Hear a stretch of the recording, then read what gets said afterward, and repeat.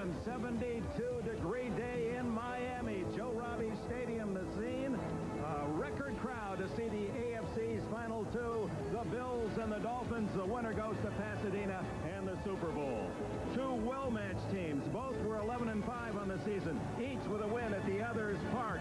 And Miami will see a team from Buffalo that broke a string of 16 straight wins by the home team in the AFC playoffs. That with their victory at Pittsburgh a weekend ago. Hello, everyone. Dick Enberg with Bob Trumpy. Welcome aboard. Oh, so much riding on this one. And for fans of Buffalo, when they see that comeback against Houston, the win on the road at Pittsburgh, is this a team of faith? Yes, I believe it is, because this team doesn't mind where it plays. I mean, sometimes the Buffalo Bills, with their personalities, they're more like a gang than they are a football team. At the start, Kelly and Reich are roommates, and when you talk about the good soldier and a team player, a complimentary player, how about Reich? Not one negative word about the decision, even though he obviously would love to be the starter today. What a job he did. He stands in reserve, but to repeat, Marv Levy said that Reich would play basically only in an emergency. If Kelly even has a bad game, he does not yank his quarterback. The Bills victorious here at midseason 26-20 after Miami won in Buffalo early in the year and won impressively 37-10. Pete Stoyanovich. And oh, how those place kickers, and they're two of the best in the league, Stoyanovich of Miami and Steve Christie of the Buffalo Bills. Those two might well be in the center stage in the main spotlight before this day is over. Stoyanovich before 74,000, the biggest crowd in Joe Robbie Stadium history other than the Super Bowl. He sends a dying spiral kick taken by Kenneth Davis. The Texas Tornado, they called him at TCU, and he comes to ground at the 25. Roosevelt Collins, tackler Jim Kelly in that hurry-up offense.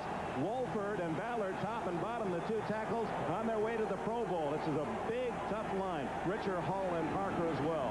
Thurman Thomas led the league in scrimmage yards. Gardner, the blocker. Lofton and Reed outside. Metzler's the tight end. When they go to three wide, Don and Beebe replaces the fullback. Beebe is in there now. Thomas with Kelly, who starts in the shotgun. Thomas playing with a painful groin injury, gains one. Marco Coleman, one of those rookies in Shula's defense, making the stop. Played at Georgia Tech, was a first-round pick, as was Troy Vincent, the cornerback.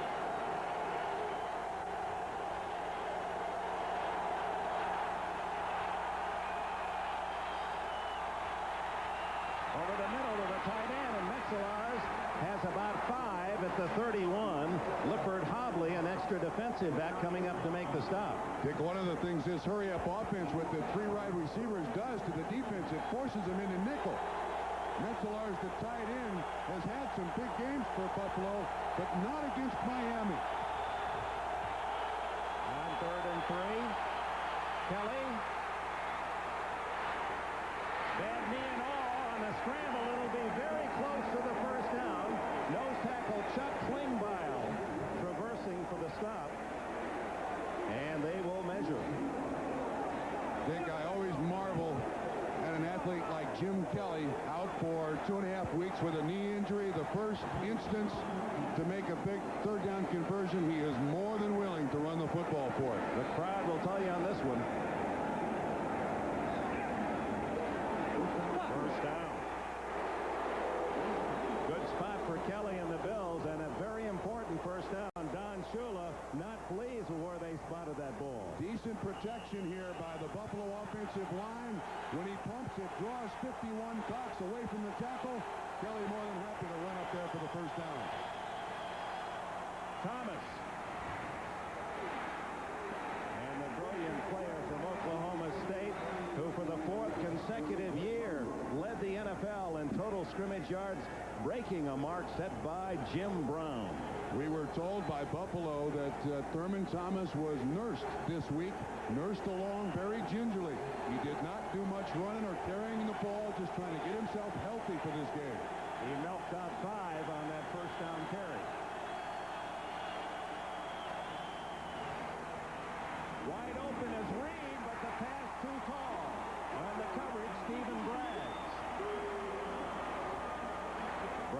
a free agent pickup, was signed, released, and re-signed by Miami. Saw a blitz coming here, an early blitz by Buffalo. Saw Andre Reed coming in motion. Excellent pickup by Ken Hall. Dick, I attribute that overthrow to nerves. Kelly's not played now in 2 weeks. It's his first playoff game. The screen to Thomas on 3rd and 5. He has the first down and more. All the way to the Miami 41.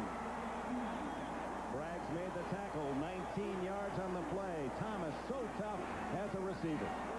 At Oklahoma State, Thurman Thomas ran the ball so much he had little schooling in catching it. But look at the screen out there. Ballard, Parker, 67 Hall out in front. This guy is so dangerous because there's all aspects of offense. Thurman Thomas is an accomplished player. Reed.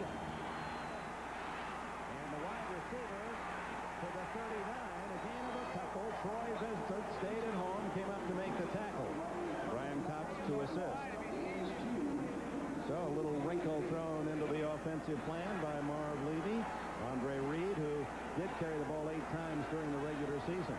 This is a difficult offense to prepare for. The hurry up, the formation, the personnel they use, and the multitude of things they do out of it.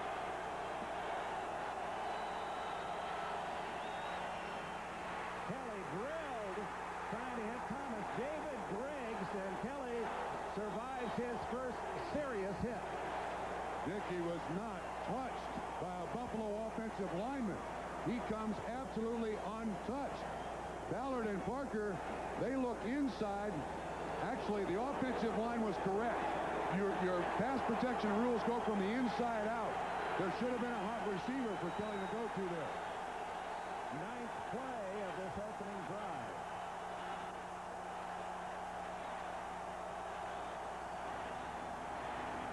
Kelly to the tight end, McKellar, and it's going to be 4th and 8.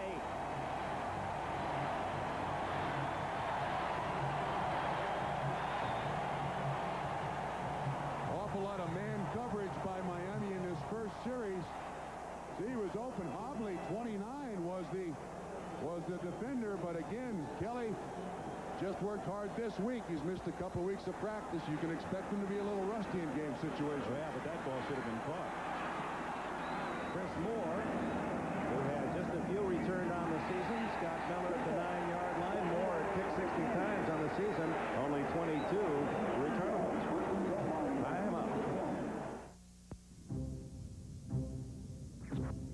Why is the Honda... With the ball, 3 minutes, 12 seconds, and now it's Miami starting from the 10-yard line. Richmond Webb, another Pro Bowl for him. Sims, Ulenek, Galbraith, and Dellenbach to protect their crystal Dan Marino. He has Bobby Humphrey, good receiver, good runner. Tony Page will do the blocking. Duper and Clayton, the Marks brothers, are outside with Keith Jackson. Freddie Banks joins them in the 3 wide. Could be the last time that Marino throws to Clayton and Duper as a package. Strong feelings here that Clayton will be elsewhere next season. What a contrasting crowd noise. Absolute silence for Marino to get off his call. Just a couple for Humphrey against the blue jerseyed Bills. Hansen has really improved from his rookie season a year ago. Bigger, stronger, tougher, right. One of the best on the nose. Bruce Smith, an all-pro. Marcus Patton and the rest there. You saw the linebackers, and there are the secondary as well. Jackson and Darby in the dime.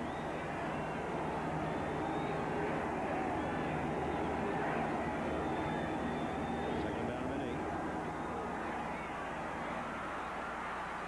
Oh! Getting a hand on the ball, flying into the picture was Darryl Talley. The veteran Talley, the spirit of that Buffalo defense. He had studied for this moment. He drops perfectly. Humphrey does not fool him. That's a big, big play right there. If you can take that play away from the Miami offense, you have accomplished a great deal. The receiver out of the backfield for Miami and Dan Marino is key to their success. And if anyone knows Marino, it's Talley. This is the 26th time he's played against Marino, going back to 4 times when he was at West Virginia. Marino at Pittsburgh rivals. On 3rd down and 8. Marino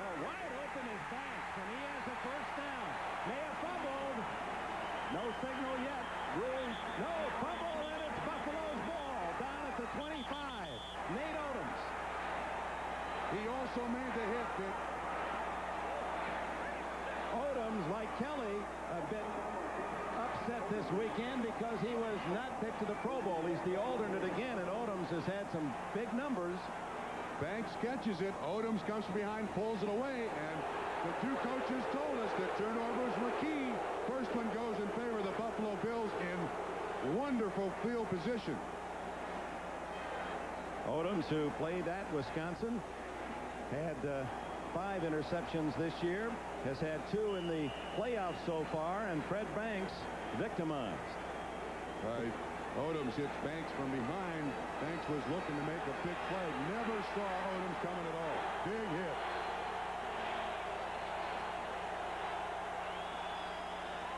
Two tight ends. Kelly down the middle. Intercepted. J.B. Brown to the 35-yard line. Oh, my.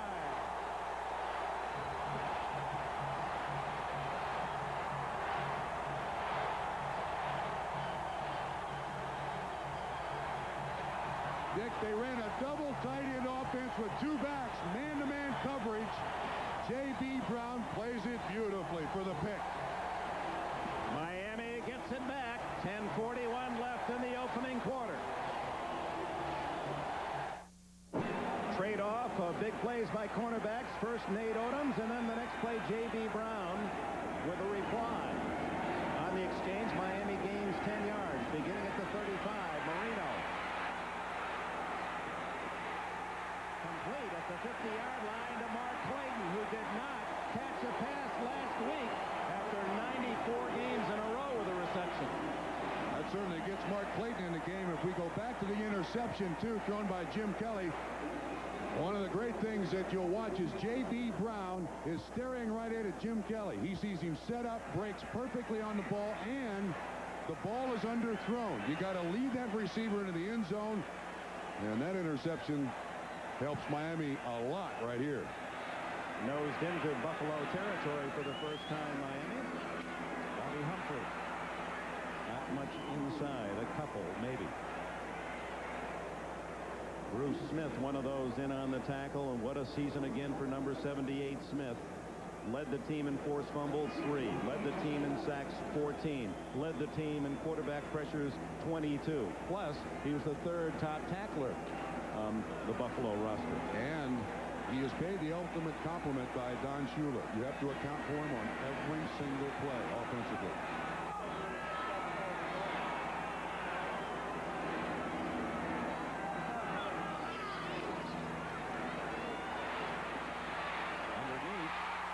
Jackson, the tight end, stretching to close to the 41, shy of a first down. Shane Conlon, All-America at Penn State, with a stop.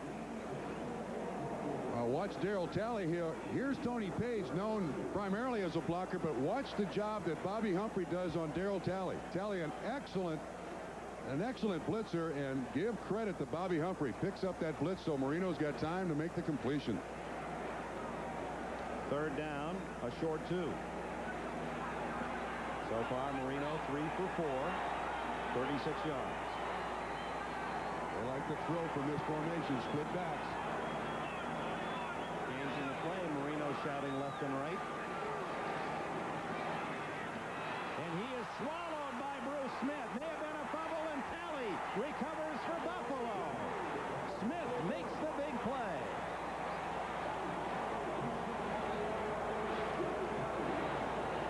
Dick, I'll tell you what, it's seldom that you see on a 3-step drop pressure immediately from the other side of the field, the reverse angle. Watch how quickly the pressure gets there. I mean, he sets, and Bruce Smith is all over him. Again, he gets around Sims, 69, and hammers Dan Marino to the turf. Buffalo at the Miami 46. Images presented by Honda. Comic relief is close at hand.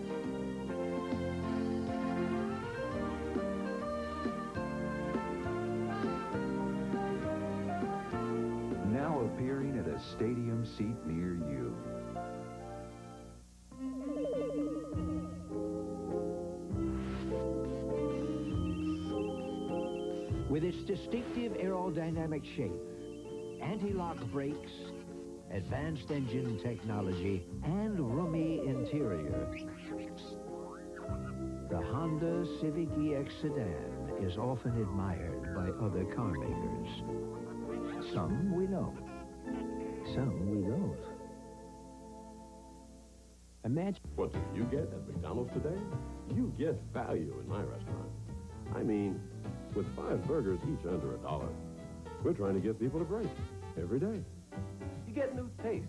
Come on. You're talking bacon, cheese, and barbecue sauce. You're talking classic Big Mac flavor in a Mac Jr. You just don't get that anywhere else.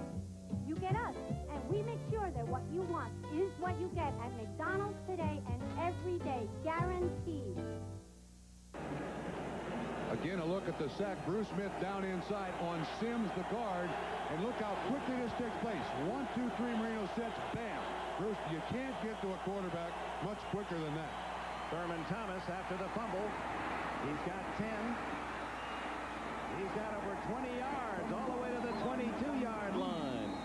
Finally, it was Oliver and Braggs in the secondary to stop Thomas. Will Wolford, the Pro Bowl tackle, leading the way. So many ways they can run this offense at you. This time they kind of run a fold block. Wolford folds around behind the tight end, works beautifully. This is an offensive line that has never really gotten its just due in Buffalo. 24-yard play. Thomas again, ripping up the middle, and is close to another first down before David Griggs can bring him to that lush carpet. You know, these are big yards for Buffalo rushing. Last week, Miami held San Diego to just 70 yards rushing for the game. Thomas is doing very well here at the start. They had only 3 first downs at San Diego rushing, and Buffalo already with 4 today. Not much this time as Klingbeil, one of the top pupils of Joe Green, the defensive line coach with Miami this year. He said, I learned more in 1 year from Mean Joe than I did my entire life. Yeah, they share another thing in common. They have championship rings. Joe's from the NFL, Klingbeil's from the CFL. Won the Grey Cup. Number Saskatchewan Roughriders. Thomas hit hard by Griggs. Collier there as well.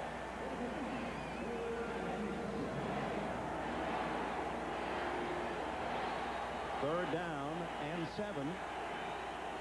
Shula, Tom Oliverdotti sent in a couple of extra defensive players. Kenneth Davis comes in for Buffalo. Davis, what a backup to Thomas. Thomas had carried the last 4 times. There's Davis. He had over 600 yards this season. He's had a big playoff so far. Screen to Davis. To the 5, to the 3. That's going to be close to a first down.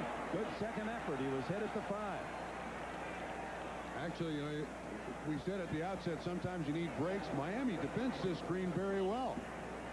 The screen goes to the outside, but there are Miami defenders out there. Davis takes it straight up the field.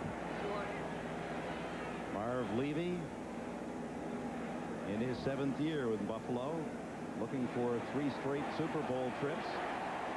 That's short on 4th down, and Levy says, get me the 3. Steve Christie, perfect in the playoffs on 3 tries, missed only 6 all year. And he's brought a long leg to Buffalo as well.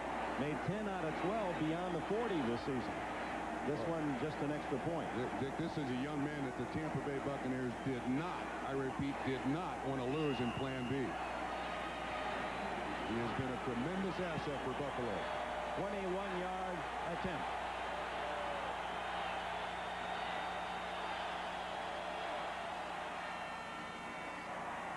And the Bills lead 3-0.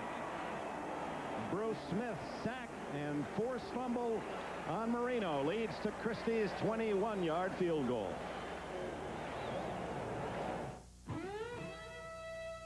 Move it. 23. Barkley for 3. The U.S. leads by 1. August 1992. Another memorable moment from NBC Sports. A reminder, next Sunday, the NBA returns to NBC with a double serving of great basketball action. We'll tell you about the lineup in a moment. As Steve Christie, with a 3-0 Buffalo lead, sends a high end-over-end kick. Aaron Craver, former Fresno State star, had a big game against the Chargers last week. Arrives at the 26 to be greeted by 5 Bills tacklers led by Pro Bowler Steve Tasker. Now here's the lineup next Sunday, the weekend between the championship playoffs, conference, and the Super Bowl. First, you'll see Michael Jordan go into Texas against his Olympic teammate David Robinson and the Spurs of San Antonio. Then, battle between two of the best in the West. Jerome Kersey and the Portland Trail Blazers collide with Karl Malone, the mailman, and the Utah Jazz. Coverage 12:30 Eastern with NBA Showtime. Marino and Miami's third possession, the previous two ending in fumbles.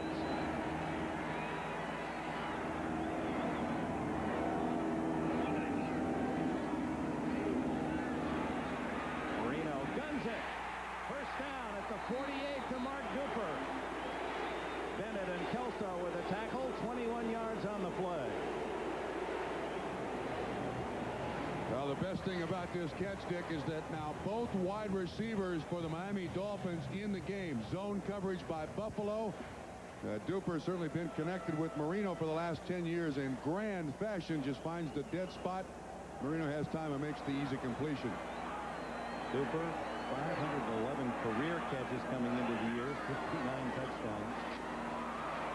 Humphrey twisting into Buffalo territory, a gain of 3. In fact, Clayton and Duper, Bob, the value of these two Marks brothers for Miami, 150 touchdowns between them here in Miami. That's just regular season. Marino, Clayton, and Duper have to feel like triplets. I mean, their professional careers have just been so close, but look at the drought for the Marks brothers. That's why getting them involved in the game early is so key today. Good point. 2nd down and 7. Miami trailing 3-0. 4 minutes to go, first quarter. Jackson. Henry Jones drags him down. First down at the Buffalo 38.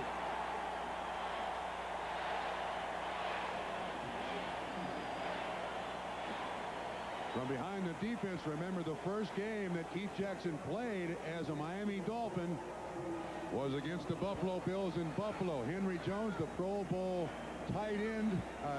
safety on the tight end. Jackson has such marvelous ability. Any contact with a defensive back, he always seems to win the matchup. That was all-pro against all-pro. Jones, who led the NFL, he was tied with Audrey McMillan, 8 interceptions. Second year, first year at safety, making the Pro Bowl. And Jackson again there as well. Marino deep. Jack Clayton off his fingertips. Covered by Jones and J.D. Williams. Clayton had a shot. From behind the defense, you'll see to avoid the pass rush of several Buffalo Bills. Watch how closely this comes to being completion. How about that throw? There aren't many quarterbacks in the game who can make that throw, and Dan Marino can make it consistently. Nice move by Clayton, no problem whatsoever. Dick, I did notice that Keith Jackson, after that reception, went to the sideline. He was limping to the sideline. We'll try to bring a report on that.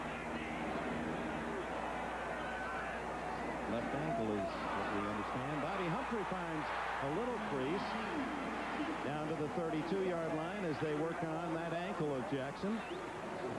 Farrell Edmonds is now taking his place, but if Keith Jackson has to stay on the bench for an extended period of time, that's a receiver they can't lose in a game like this. The inside of this Buffalo defense, its coverage, is where you want to try to exploit it. Like so many of the athletes at this stage, a lot of nicks. In fact, Jackson didn't work out one of the days this week with a pinched shoulder. Banks and Martin are in the offense now for Marino and Miami. 4 wide. 3rd and 4.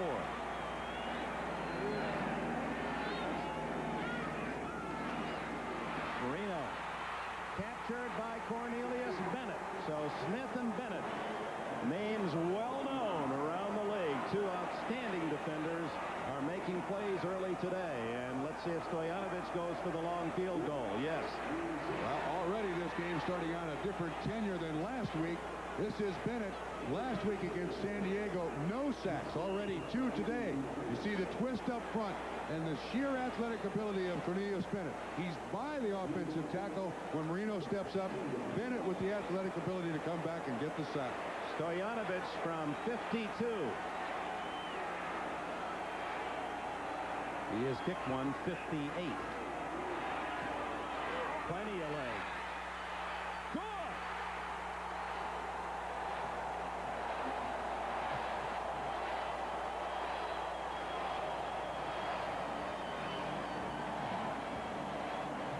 Two of the league's top kickers, Christie from 21, Stoyanovich 51. Strong leg. Great concentration. Practices on uprights that are 8 feet apart. Those normal uprights there for the hash marks, 18.5 feet apart. Look, he even slips and still hits at 51. That's how strong a leg he has. Amazing. Now the former Indiana Hoosier gets Miami even.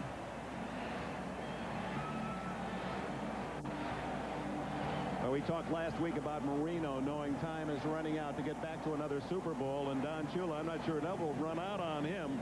He's here as long as he wants to be, but the man who's been in more Super Bowls than any coach, Shula would like to make it a nice round number 7. Yeah, I think it's interesting too when you judge the success of an individual. When you look at Don Shula, forget the games that he's won, that's impressive, but the coaches that have been fired in the AFC East trying to beat this guy since he got here in the late 60s is a list of about 40 or maybe 45 coaches.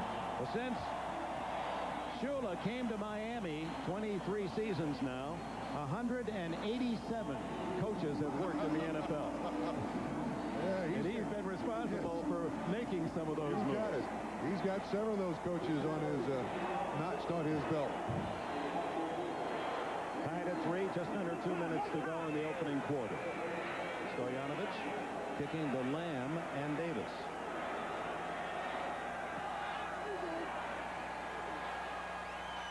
Brad Lamb, former Anderson, Indiana star, to the 30. And finally bumped out of bounds across the 35. Our overhead shots today on a beautiful South Florida afternoon are from the Goodyear blimp Stars and Stripes, based in Pompano Beach. At the controls, Captain Drew Marshall from Fort Lauderdale, Florida. A day like this, I understand the good captain doesn't even want to be paid. Just loves to be floating up there and looking at the view. What a scene. And for these athletes, a long look to the West Coast in Pasadena, Super Bowl 27 on the line. Kenneth Davis.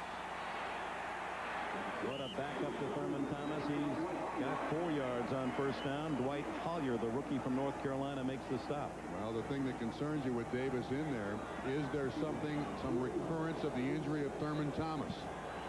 Ran the ball well, but talking to Marv Levy now, that's a bad sign. When you go to the head coach, he asks, what's wrong? He didn't want to hear anything. Give him 5 on first down. Reed. And Reed to the 50, but a flag is down. Could be roughing against Miami, as Brian Cox could have hit Kelly late. Flag was right at Kelly's feet. Don Shula describes his defense. Roughing the passer, 51, defense, enforced from the end of the play, first down. Don Shula describes his defense as aggressive, something we've been missing for years. But there has to be a point where it's over-aggressive, and, well, that's pretty close. You know, the defender has allowed that next step. I think if he had gone a little lower, he might have got away with it. But in this league, protecting the quarterback is something I agree with. I like the call. 15-yard penalty to the 35. And met smartly. Jeff Cross the defender, playing inside for the first time in his career. In junior college out at Riverside of California, he was a blocking tight end. Then as a defensive end at Missouri, he was a late pick in the 9th round because he was so small, less than 250. Now he said, all of a sudden, I'm playing inside. Yeah. I got to get bigger. Yeah, he said on left training camp with soreness, it's never left. He said, I still inside. I could hit both sides every play. This is Kenneth Davis, and he has a first down at the 22 of Miami. 13 more yards. Brian Cox, the tackler. Final seconds, opening quarter. And, Dick, they can't win this matchup. They can't allow a linebacker to be covering these running backs out of the backfield. That time, Davis on Cox. Davis will win that every time. End of one. Tied in Miami. At Prudential Securities, we invest the time it takes to get to know you. We invest over $100,000. Here's the pattern run by Davis. Here's the man in coverage, Brian Cox. This is a matchup that defensively Miami cannot win. You see that Cox is just waiting there for the receiver to come to him. They need a defensive back. And in this nickel package that Miami has to run against the run and shoot, you've got to have a defensive back on either Davis or Thurman Thomas out of the backfield. Cox cannot win that matchup. And meanwhile, Buffalo, the top rushing team in the NFL this year, is averaging 5.3 a rush. That'll get it done. Thomas, not quite to the average on first down. David Griggs with the stop. Thurman Thomas back in. So gifted, this young man. So gifted. Well, he was the NFL most valuable player a year ago and actually had better numbers this year, and everyone feels he had a down season.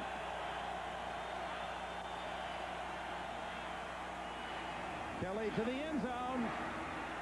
Andre Reed can't pull it in. From our angle, that looked to be a beautiful throw. Well, this is a matchup that Buffalo wants all day. You see Stephen Bragg's 36 on Andre Reed. Buffalo believes they can win that. That's a major concern for the Miami Dolphins. The out and up is a low percentage completion. They still almost make it for 6.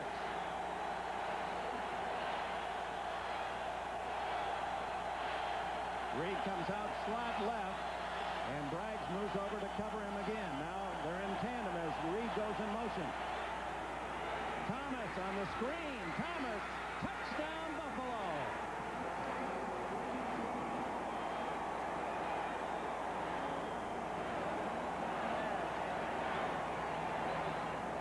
"17-yard play. I don't think he was touched."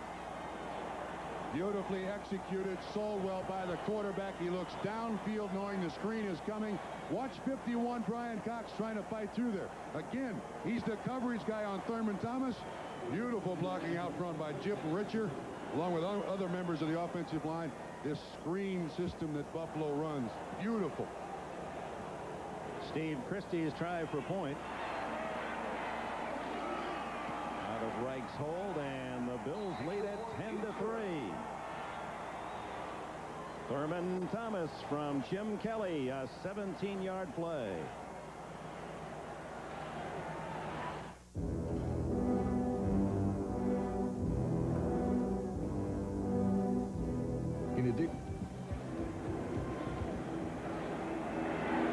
Looking out to the Atlantic and Miami Beach. Thurman Thomas's touchdown capping a 64-yard drive in 7 plays against a Miami defense that had allowed only 4 touchdowns in the last 17 quarters. Impressively done. 10-3 Buffalo. Christie spins it high. Aaron Craver. Free ball. And now the officials will have to sort it out. That ball dying in the breeze, what little there is, and Craver misjudging. Dick, the 2 receivers back there for the kickoff were kind of arguing back and forth as to who was going to take it. That baby bounced about 30 yards, didn't it? Miami apparently recovered. It looks like they can't make up their mind who's going to get it. Goes right off his knee. Now remember, Aaron Craver on the injured reserve list for 10 weeks. Last week activated. this week on the kickoff return, but Miami does come up with the ball. Craver escaping the embarrassment. James Saxon, 22, was one of the key Miami players who deflected the ball away from an oncoming Buffalo special teamer. Disaster averted for the moment. Miami trailing 10-3 from their 23. Batted in the air, intercepted. Phil Hansen, North Dakota State.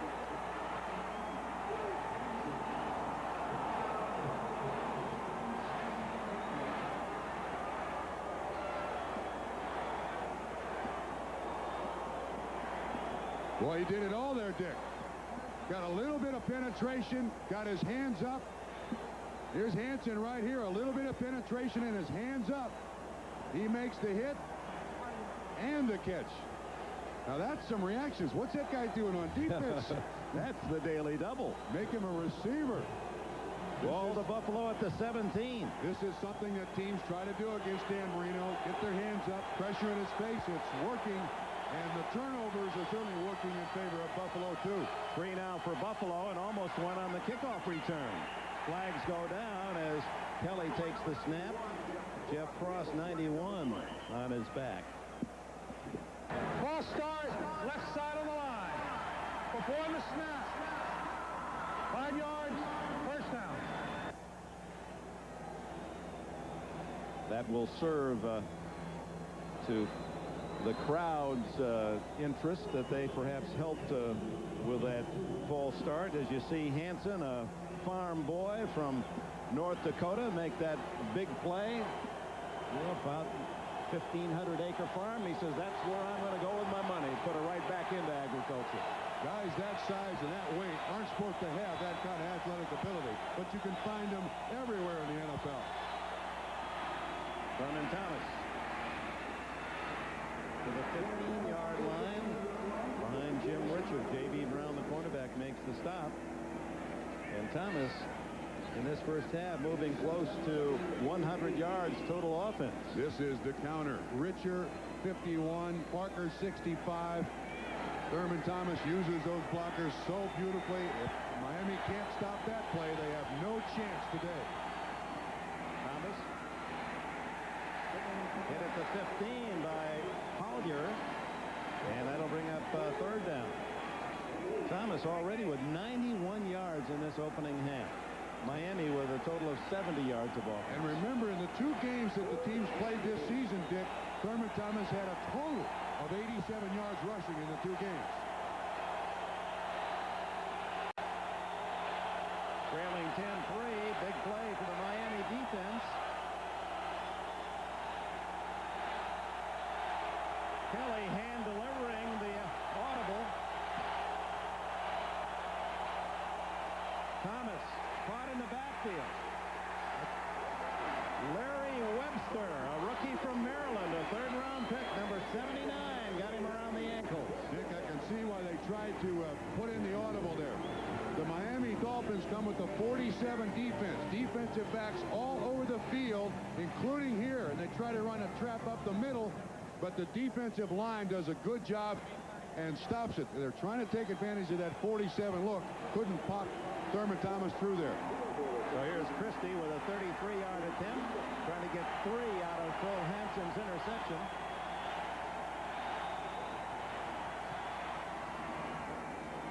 Dead center. Buffalo 13, Miami 3. 12 to go in the first half.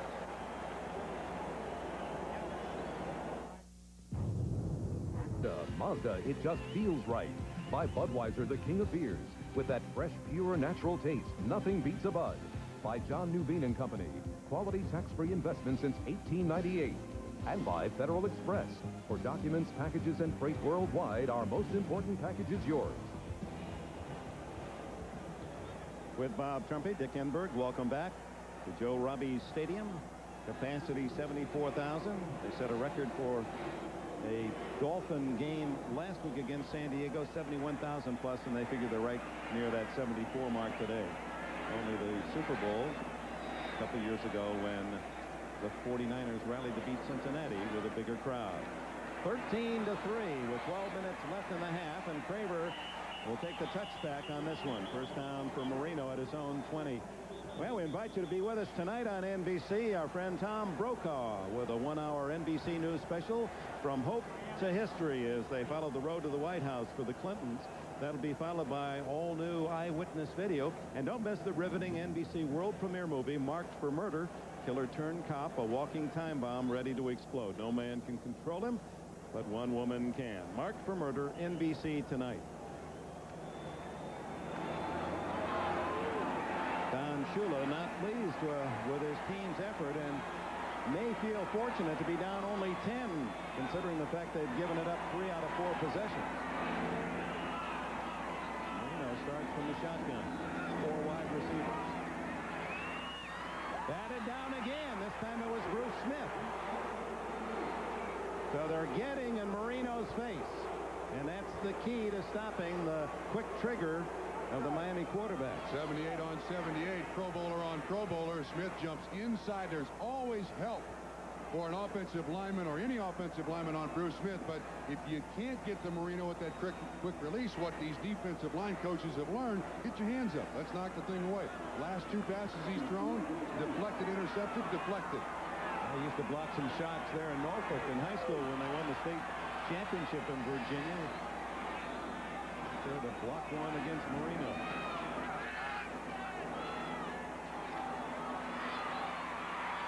Has to dump it off, incomplete to Tony Page. And Marino throwing as he was falling. Darryl Talley, the linebacker, on a blitz. Well, here's the reality for Miami. They have 3 first downs, all passing. Very little movement running the football. Don Shula in Miami does not want to get in a situation where all they can do is attempt to throw the ball. You're going right to Buffalo's strength if all you can do is throw it. And they have the extra defensive back on. Does Buffalo on 3rd and 10. Under the eyes of Darryl Talley.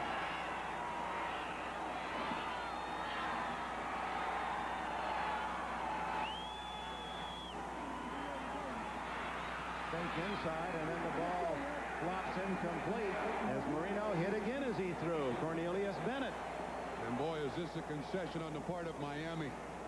This is a trick play. Miami likes to run that flanker screen, but this time they run the out and up behind it. See 89, Martin coming for the screen. Pressure again by Bennett on the outside. Marino couldn't even get it out to him. Boy. Trying to hit Duper on his streak down the sideline. Miami's already gone to plan B here, Dick. Reggie Roby, and Miami needs a long one. Oh, just good. Partially blocked by Tasker, I believe. Comes down at the Miami 41-yard line. Steve Tasker. What a little pest he is. The unlikely special team star. You'd walk right by him in the airport at the local market. Look at this play. First guy that Marv Levy signed when he became the head coach of the Buffalo Bills. He was with Houston. He has never lamented that acquisition. He did get his hand on that punt. This is our vision of what a Roby's punt attempt, and in flies Steve Tasker, number 89. He played his college ball for Dennis Green at Northwestern. He has 7 career blocks now, 3 touchdowns. He's going to the Pro Bowl for the 4th time because of his superb special teams play. So leading 13-3, Buffalo starts at the Miami 39, and Kenneth Davis picks up around 7 on first down. Boy, the field position for Buffalo in this first half. Their average start in Miami territory. Well, the Dolphins beginning at their own 23. That's it. Last week, that's exactly what we saw with Miami. They had great field position against San Diego. It's turned for Buffalo already. It's a 31-yard difference times 4. Davis burrowing to what appears to be a first down inside the 30. So I guess what we have to say, if you stand back and look at this football game, nothing that Miami had hoped for, planned on, is working in everything, including even the field position, is certainly in favor of Buffalo. Now they spotted back at the 30. That may not be quite enough. By a chain link. It'll be third down. Tom Olivedani, the defensive coordinator for Miami. Don Shula feels that this man should be deserving of some attention as a head coach in the league. Well, last week he was the hero. He said that lasts until Monday morning. Leading 13-3. A lot of options for Buffalo here.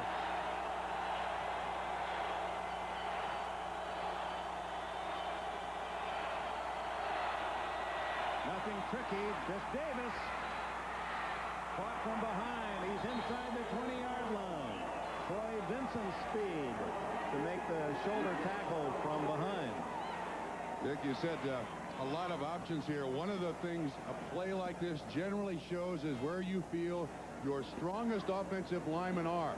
They run behind House.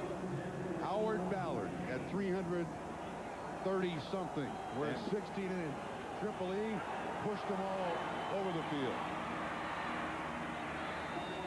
No huddle. Chuck Klingbeil puts the stop on Thurman Thomas on first down. Buffalo deep in Miami territory again. It's been their home this first half. Yes, it has. And, you know, you see the bright sunshine here in Miami. You expect when you see sunshine down here, high humidity, very low humidity. This is a very comfortable day for Buffalo to play football here.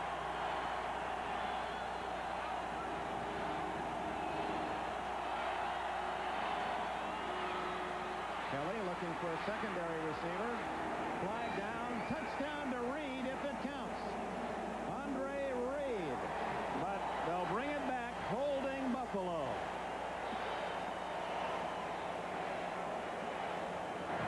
Holding number 69. Offense. 10 yards. Second down. Will Wolford. They don't make many mistakes on this offensive line. He's got the rookie Marco Coleman to cover. Dick, when you look initially here, Thurman Thomas was open, but Kelly's choice is to go for the entire thing. Now you see the right hand grabs a hold of Coleman on the jersey, and that's right in front of Bob McElwee. You see the flag on the ground. A touchdown denied by penalty. Oops. Keith McKellar, number 84, pulled off his stance, and that'll be 5 more against the Bills. False start. Number 84. Offense before the snap. 5 yards. Second down.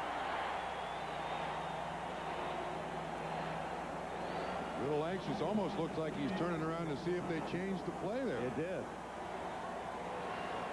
So from a touchdown erased to now second down and 21 out at the 30-yard line.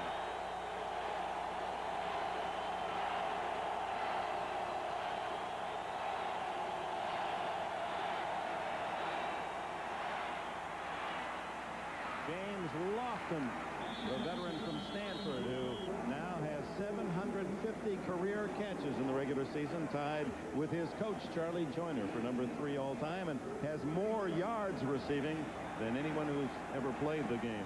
13-8-2-1. This is certainly getting repetitive, though. This is another great opportunity about to be squandered by Buffalo.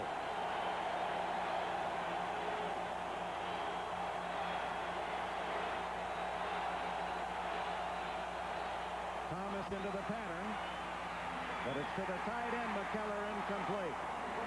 So the Bills, with another golden opportunity on the partially blocked punt, Steve Tasker bring on the field goal unit again.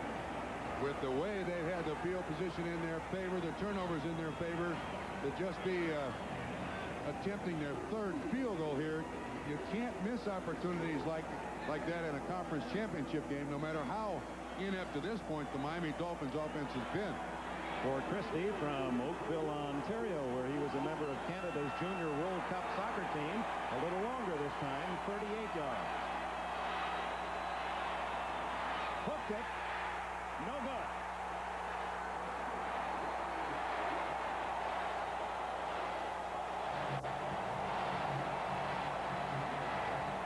Well, there are cheers in Joe Robbie, and there's sighs of relief relief on that Dolphin sidelines. Down only 10. They could have been blown out in this first half.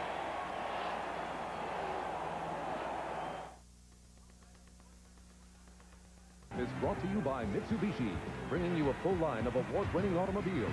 Mitsubishi, the word is getting around. Miami trailing 13-3. Humphrey, just a couple on first down, and the Dolphins have not been able to establish a running game. There's Wolford, 69, and 84 McKellar. Little distance, unable to commiserate one another. 115 for holding. McKellar 5 for the false start. That took Christie back to 38 yards where he missed the field goal, and Wolford's holding denied the touchdown to Reed. Christie now 2 of 3. And for Miami, still in the game, despite the fact that Buffalo's been inside the 24 times this first half. This is a key series. Humphrey is trying to feel his way for some yardage, but he'll be 4 yards shy of a first down. Third down coming up. Dick, I think you can even sense from the sideline of the Dolphins are just their choice. The urgency of this particular drive for Miami to establish something. I think Walt Corey feels that, the defensive coordinator, that Shula's got to get his team in the game on this drive. Humphrey with forward progress to the 27. It'll be third and a short 3.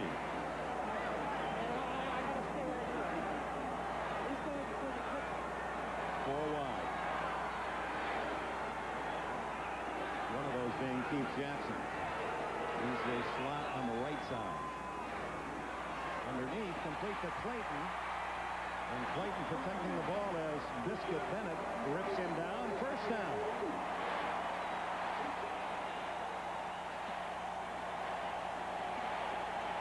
Bruce Smith again on the center. This is the double sink. The ends down on the guards, trying to put that pressure in the face of Dan Marino, but they go outside. Also had a blitz coming from the outside by Kirby Jackson. Clayton finds a little spot in the zone, makes the completion. The fourth Miami first down, all passing. Aaron Craver breaks a tackle. Breaks another. Oh, my. There's some heavy hitting by Craver. 11 yards.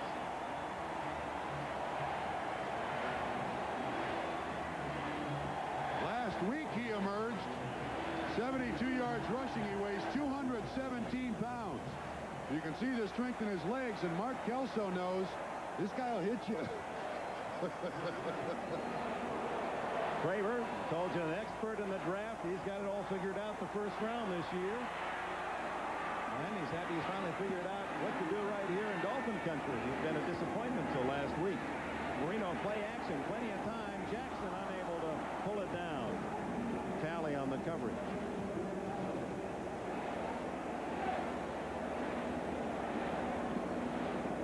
This is coming right at you. See him crossing underneath, and Tally does a wonderful job of picking him up. Boy, when you've got a linebacker who has vision like that, can see the tight end coming across there. There's just no substitute for that. Ball thrown a little closer to him. I think Jackson makes the reception. Buffalo 13, Miami 3. First half. Second and 10 from the Dolphin 45. He rolls away from pressure. Jackson! What a throw!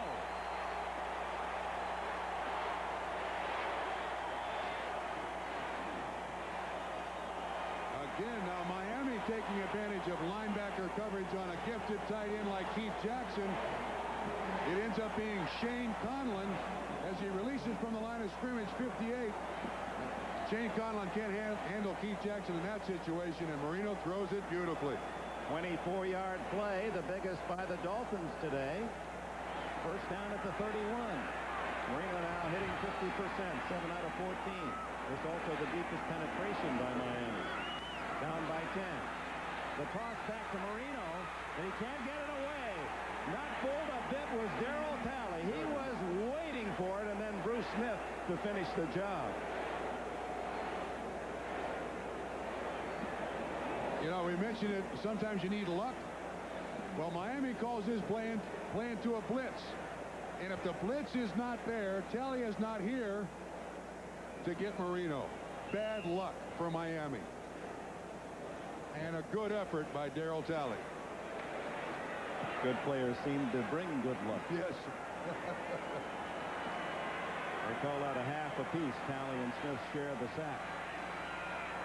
And a -10 on the play. Bobby Humphrey back in on 2nd and 20. Good protection for Marino.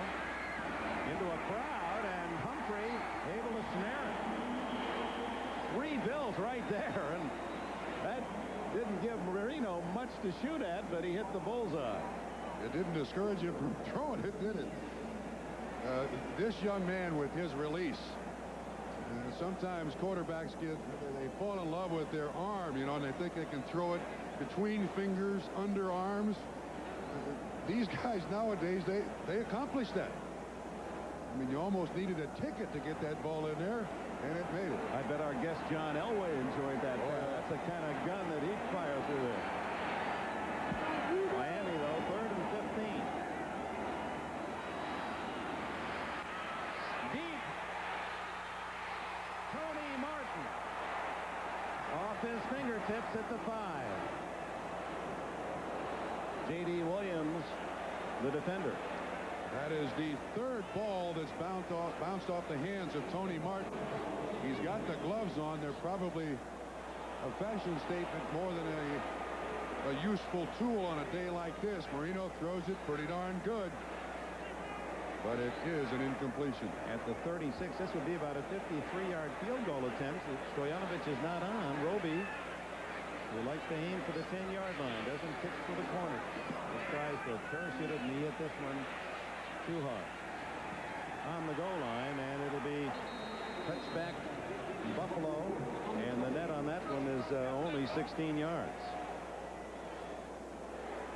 So apparently the wind blowing right to left, or Stoyanovich would have tried the field goal. High overhead today. Goodyear blimp stars and stripes. It was 1968 when the Goodyear blimp Mayflower made its postseason television debut. That was here in Miami down at the Orange Bowl. By the way, I thought a very interesting note that Buffalo worked out at the Orange Bowl yesterday, and Frank Reich was out there, and he said, this is where it happened. This is where that comeback win against Miami took place. I said, do you remember all of it? He said, every split second. Only to outdo himself with his great comeback against Houston a couple of weeks ago. Breaking tackles is Thomas. Marco Coleman, number 90, finally brings him down. Marino with a pretty good drive, but the sack on the trick play, and then Tony Martin unable to pull in the diving attempt. They come away empty.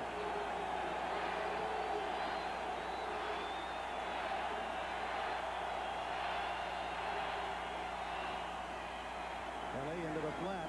The screen to Thomas. Oh, nice open field tackle from Stephen Braggs down low to trip up Thomas just when it appeared he was setting himself to put it in a new gear. Yeah, I'm not sure that this play is defensible by anybody in the league. It's called the read screen.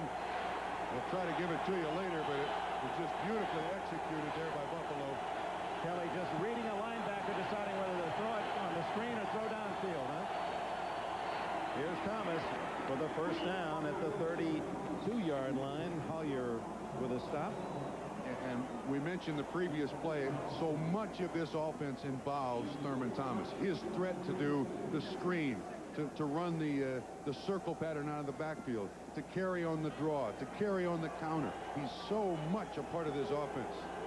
And one of the reasons as he grabs some air is the fact that Marv Levy says he's so bright he could call the plays like Kelly. He knows the entire system.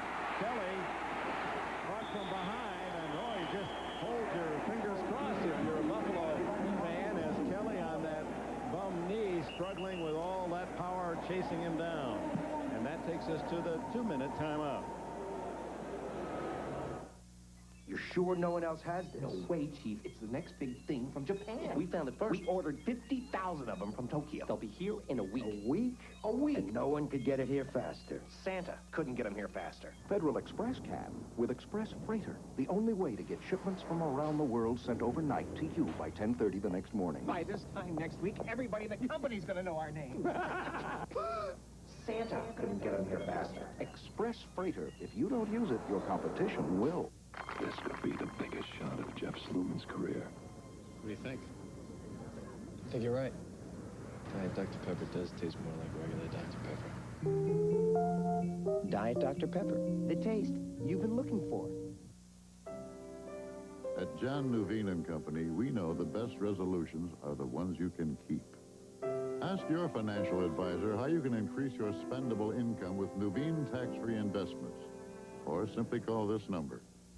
Ever since Mitsubishi began building automobiles over 75 years ago, the diamond has been used as the unbending guiding principle of Mitsubishi quality.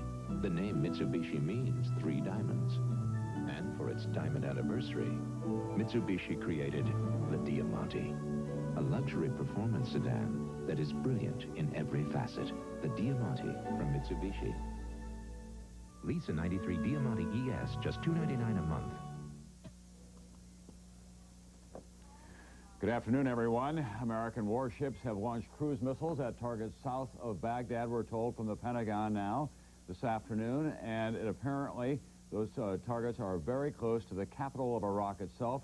This was the scene in the skies over Baghdad just moments ago, anti-aircraft fire responding to what Fred Francis at the Pentagon tells me are sensors on the cruise missile. Those cruise missiles launched from warships in the Persian Gulf at targets not just in the security zone where we have been enforcing the no-fly zone, but now very close to the heart of the capital of Iraq. Earlier today, American planes shot down an Iraqi plane. We'll have complete details on this breaking story with the United States now, in effect, back at war with Iraq once again. For now, I'm Tom Brokaw. NBC News in Washington will have a continuing update for you. Now back to Dick Enberg. Dick? All right, Tom, thank you. International news dulling a bright Sunday here in South Florida. The Buffalo Bills in command of the half, yet lead by only 10. And if you're just joining us, the opportunities have been frequent for Marv Levy's team, but inside the 20 of Miami 4 times, they came away empty once, 2 field goals, 1 touchdown. But they have been the dominant team. 2nd and 11 to Lofton. And Vincent able to get him out of bounds at the 40, where it'll be a yard shy of a first down. That ball appeared to be tipped. It took forever to get there. This is a simple hitch pass. Vincent laying off told us that one thing Lofton taught him, you can't get up there and hand fight with James Lofton. You got to stay away from him. He's deceptive, Lofton. He uses his hands very well. He's strong. Flag down as Davis is toppled in his own backfield, but Kelly applauding what he feels is a Miami penalty. Encroachment, number 99, defense. 5 yards, first down. Dick, back to that last pass, see if the completion, see if we can pick up where it's tipped. I couldn't see who got the hand on it, but it's going end over end, and Jim Kelly doesn't throw him that bad. No, that's right. Griggs was outside, and Jeff Cross seemed to be the man pressuring inside. So the penalty against Klingbeil, giving Kelly and Buffalo the first down at the 45. Davis met rudely by Brian Cox, number 51, supported by Klingbeil and Cross. Well, you never question as a coach a running back's choice. But watch Davis coming this way. If he keeps going outside, I think he's got a pickup. When he stops right there, he gives Cox a chance to make the tackle. Running backs should use their speed to the sideline in every instance. Interesting, another running play on first down. Buffalo has run every time on first down today. Kelly not taking the slide, defying the defense. He is a quarterback with a linebacker's mentality. And he's not afraid to admit it to anyone. Stand up in front of you. He plays that way. He wants his toughness to show. I mean, I know there were linebackers a number of years ago who said, well, we're going to put skirts on quarterbacks. No, not Jim Kelly. He played his college football down here at the University of Miami. Started that great legacy run, at least, of Miami quarterbacks to the NFL. Recruited by Howard Schnellenberger, and his quarterback coach here was a name, I think, very well known here in the Miami area, a guy named Earl Morrill. This is a guy on fire. I don't know what this guy would do without football. I mean, can you imagine what this guy would do without this game? He would be lost. That doesn't really tell the story. 2 rushes, 7 yards. What it does tell you is that Kelly, bad knee and all, is here to take his team to the Super Bowl and is going to be defiant of anything wrong with himself physically. Yes, this was a day he did not want to miss. 3rd down and 5. Miami using the timeout. 1:08 left in the half.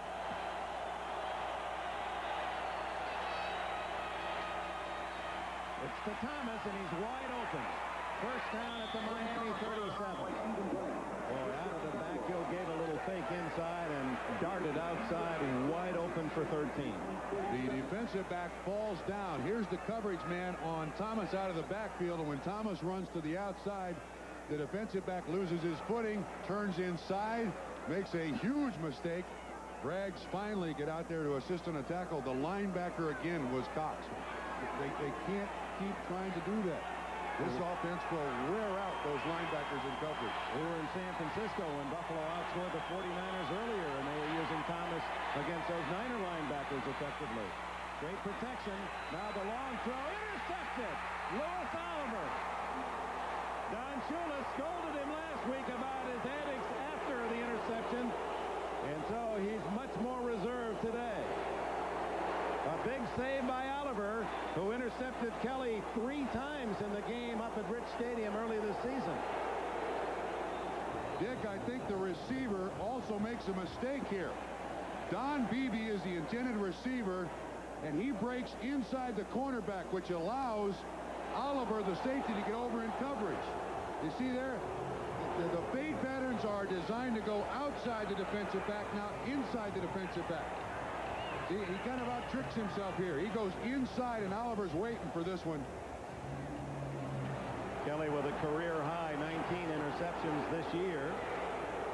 Picked off twice in this first half today. And Dick, the bad news is the intercepting momentum puts the ball back at the 1-yard line for Miami, not a touchback.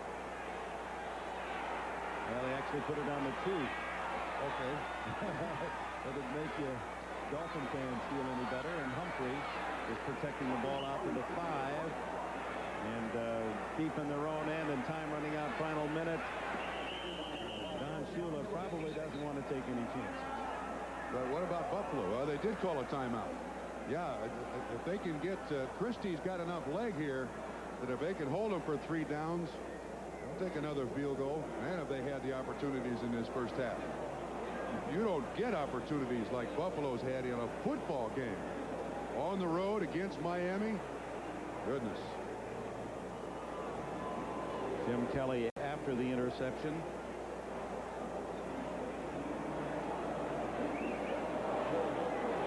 Well, one good news for you about Trumpy, I've just gotten word that regardless of the outcome today, you're not going to be assigned to the interview with Kelly after the game.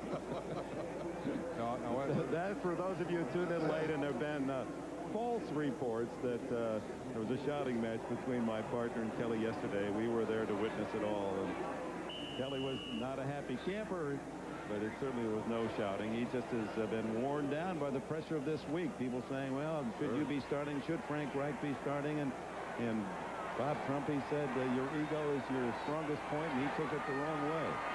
Well, it was told him the wrong way. Told. And Marino kneels down, and Buffalo looks to the sidelines. Are they going to call a time? Apparently not. That's kind of surprising, isn't it? What am I missing here? Why in the world wouldn't they? Oh, they're going to let it go and then call a timeout, I bet. They got to call a timeout. Yeah, what here. good will that do? It's still third down here. So apparently he didn't feel he could stop it enough times to get the punt and still have a 1-play field goal try. So This is how the half ends. Marv Levy will be happy in one sense, a very solid performance. He had the better team the first half, a 10-point lead, but it could have been twice that much. There's the gun, the end of the half. The Bills by 10. Now let's join Bob Costas for the Domino's Pizza NFL Live halftime report.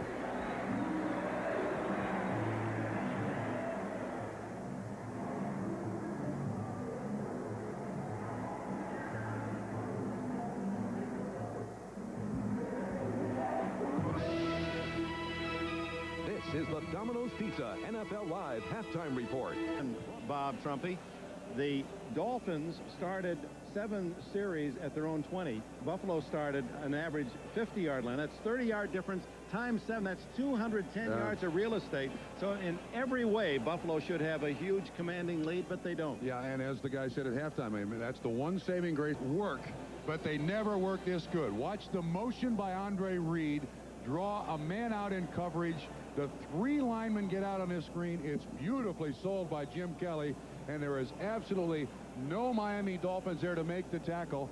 At the end of this play, look in the end zone. James Lofton making the key block to allow Thurman Thomas to get in. Beautifully executed, and I'm telling you, you hope they work that well. James Lofton, the veteran, one of the many weapons of this Buffalo team, regarded at the start of the season as the team that figured to repeat in the AFC, but they found their own problems in the late season. Houston beating them in the final game to knock them out of the AFC Eastern title, although they finished with the same record as Miami. Miami deemed the winner and thus had the home field advantage. Bruce Smith gives any team an advantage. Yes, with he his does. team. By the way, we saw a picture of Jim Kelly. There were reports around the country that Jim Kelly, by starting this game, would receive a huge bonus. $200,000. And we talked last night extensively with Bill Polian, the general manager, and he said that is totally untrue, that the start of Jim Kelly had no monetary attachment to it. Yes, there are team incentives. If the team wins the game, yes, he gets a bonus, and he's got to play, but it's not the $200,000 that was reported. Steve Christie to kick it off. Second half underway. Miami trailing 13-3. It's Mike Williams.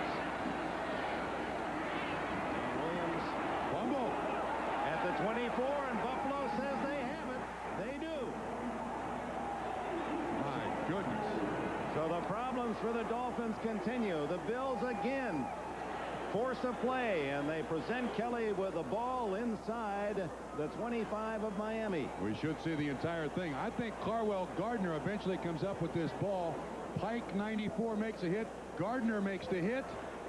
And the recovery, the daily double for Carwell Gardner. It was Pike, though, that really forced the fumble, and Pike has led the Bills on special teams in tackles all season long. Somewhat unusual for a defensive lineman. Pike, who weighs 272 pounds, he had 26 special teams tackles this year. Another golden chance for the Bills to blow it open. Thomas tripped up at the 21. Chuck Klingbeil getting out there, the nose tackle, number 99. Dick, last week, of course, Miami had the great field position. Now Marv Levy and his Buffalo Bills enjoy the great field position. Don Shulik, and he's coached enough games to know that what a difference 7 days would make. One Sunday it all goes your way. The next Sunday you can't do anything right. Spotted at the 20. Thomas again, big hole, and he fumbles. Miami recovers, or do they? Beebe gets it. Coleman tried to run with it and dropped it again, and Buffalo gets it right back. Oh, my. Don Beebe gets it. From behind the defense, an excellent push again by the offensive line of the Buffalo Bills. Who strips it away? We'll give it to Oliver. Looked like he stripped it away. Coleman's trying to make a big play here. Just get on the ground and keep it. He never gets off the ground with it, and Don Beebe makes the recovery. First down, Buffalo. Yes, Marco Coleman, the ball right there. All they had to do was squat on it.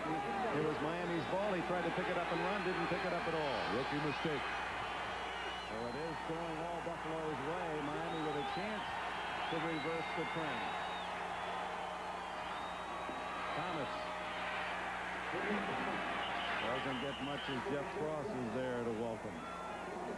Clifford Hobley was the man who forced the fumble from the backside on Thomas, who rarely coughs up the ball. For all of his carries, all of his exposures, he is sure-handed. Well, the percentages say today that Buffalo will not score a touchdown.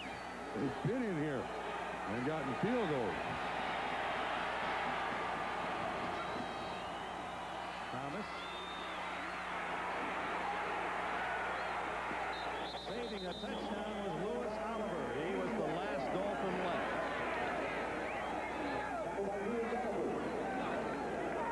Well, coming right at you. Look at Richard, 51-69. Great block by 35, Carwell Gardner.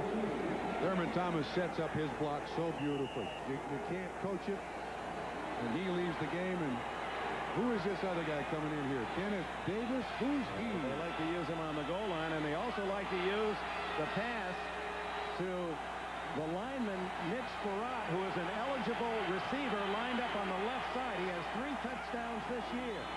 Nope, it's Davis. Can he get around the corner? No signal yet. Touchdown.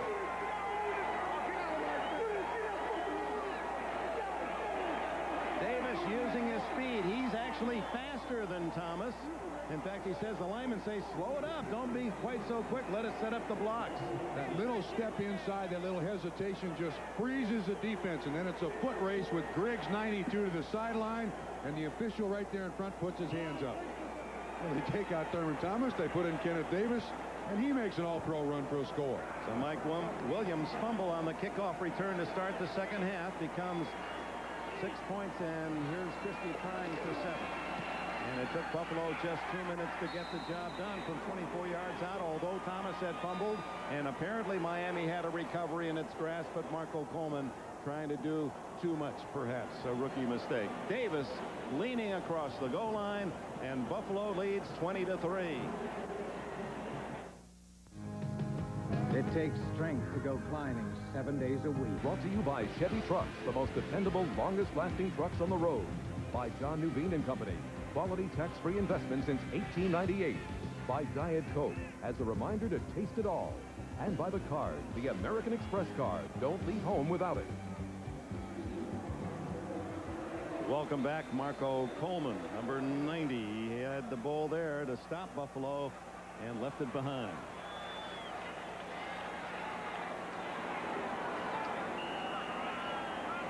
All right, so Steve Christie to kick it off.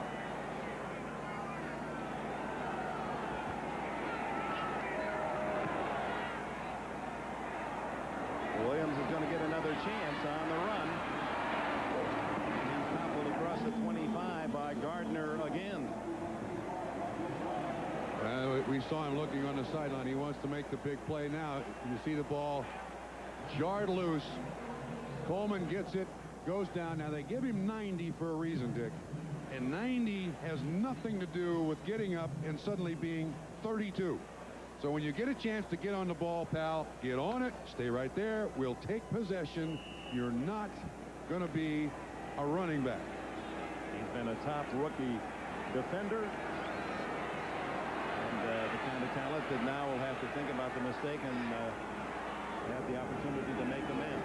2 minutes into the second half, and Buffalo with a big lead. Aaron Craver hit by Bruce Smith and Darryl Talley. Well, certainly doing the Buffalo Bills a favor by running here, but a big part of what Miami does is play action. You have to draw up the defense as best you can to get those receivers open. And Don Shula and Gary Stevens, the quarterback coach there in the sunglasses, you know, we're now at the desperate part of this football game. We need big scores now. And the Bills have taken this noisy crowd out of the game at the moment.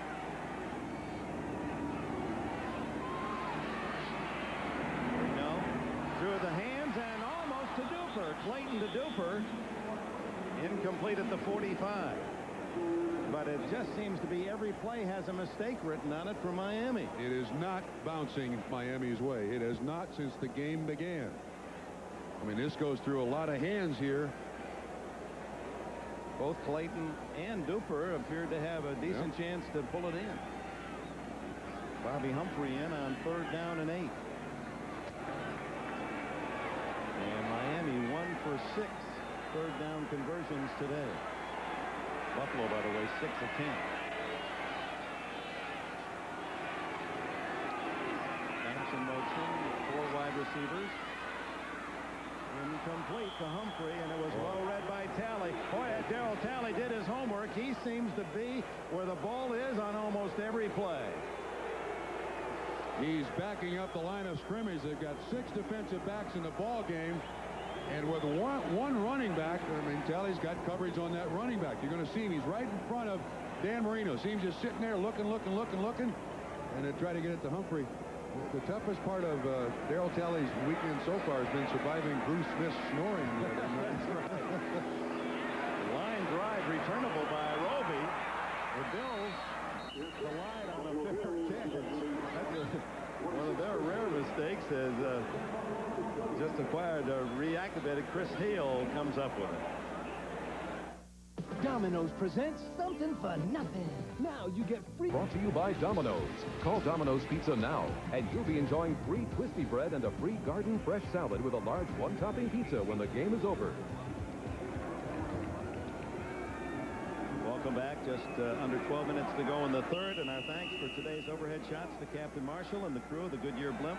Stars and Stripes from Pompano Beach, Florida. What a day to be up in the blue, looking down at the Joe Robbie Modern Football Complex. Kenneth Davis with a handoff from Kelly. And he gets about 3 out to the 33. Lewis Oliver and others with a tackle.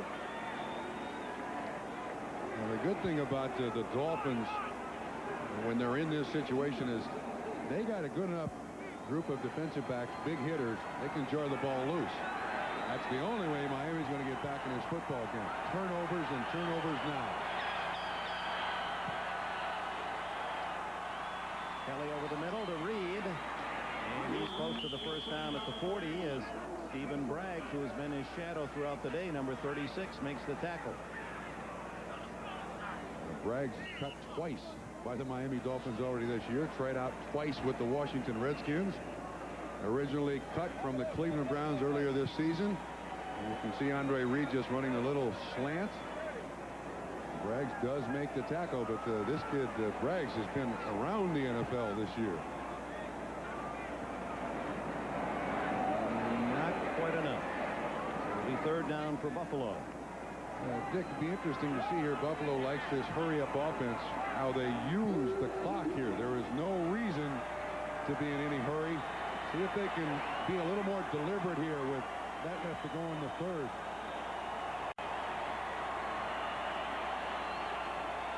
And again, the delicious down for a quarterback. 3rd and inches. All the options are there, including play action and go for it all. And Davis easily with a first down gets 3+. He needed only an inch. John Grimsley makes the stop. And Don Shula told us a week ago in facing San Diego, his greatest fear is to have a team do what his great team of 20 years ago did, the Zonka team in Greasy, where they just pounded it down the field, kept the ball 8 minutes, got the touchdown, and you couldn't get to it. He denied San Diego, but now it's Buffalo that Miami has to stop. And this will irritate him most of all if they just pick up 3 yards, 4, first down, 3, 4, first down. Yeah, it just keeps the defense on the field. And eventually the defense begins to wear out a little bit. The offensive yards come a little easier. Goodness. Buffalo, the best in the NFL at running the football. Andre Reed gets out of the trap and is going to pick up yardage. Great effort by Reed. He should have lost 5 and he gained 6. Troy Vincent finally got him. We see another aspect of quarterback Jim Kelly. When this reverse is reversed by Andre Reed, Jim Kelly turns around and says, oh, wait a minute, I'm a lead blocker here. What shall I do? Yeah, I'll get in somebody's way. Pick out a big guy. It's Briggs. Get him on the ground. Little wrong gone for Buffalo today when a reverses and picks up yards. And bonus personal points to Kelly for the block. Davis met by Jeff Cross up on top, and Chuck Klingbeil underneath. Klingbeil, whose mother Nancy here watching and cheering for him today, came down from the cold of the Upper Peninsula in Michigan. And what was that book he was reading, courtesy of his mom? The Hammer, the Dave Schultz, Boston Bruins. So he's a big hockey fan. He was a defender and a policeman when he played hockey. And Schultz was the ultimate with the Bruins, with the 76ers. Brad Lamb all the way to the 35-yard line before Braggs can bump him out of bounds. 16 more for Buffalo. Dick, you see this Miami Dolphin defense committing so much right here at the point of attack that the reverses are open. Lamb with excellent speed. Look at he's got Parker out there in front of him. Somehow Parker does not see Stephen Braggs. 16-yard pickup drive stays alive, and the life and the real drama of this game is draining quickly away from Miami. 20-3 Buffalo with 9 minutes to go. Davis tries to reverse, but not this time. Marco Coleman makes the tackle for a loss back at the 39. It's seldom that they try just a straight little handoff here to the outside. Normally they try to pull a guy. Wolford there is trying to block Marco Coleman, who for 265 pounds, Coleman is one of the best run defensive ends you can find in the league. Kelly drills it complete. And it is Andre Reed whistled down by Braggs. Braggs, you can see those big arm pads. They call him Chicken Wings is his nickname here with Miami. He uses those as part of his defensive armor. But in covering Andre Reed, there should be little contact. Reed, a good push up the field. Actually, Braggs plays it pretty darn well. You can't do much better than that with a 7 or 8 yard cushion, and somebody comes flying through there. 3rd and a short 6. Buffalo 9 for 13 on 3rd down.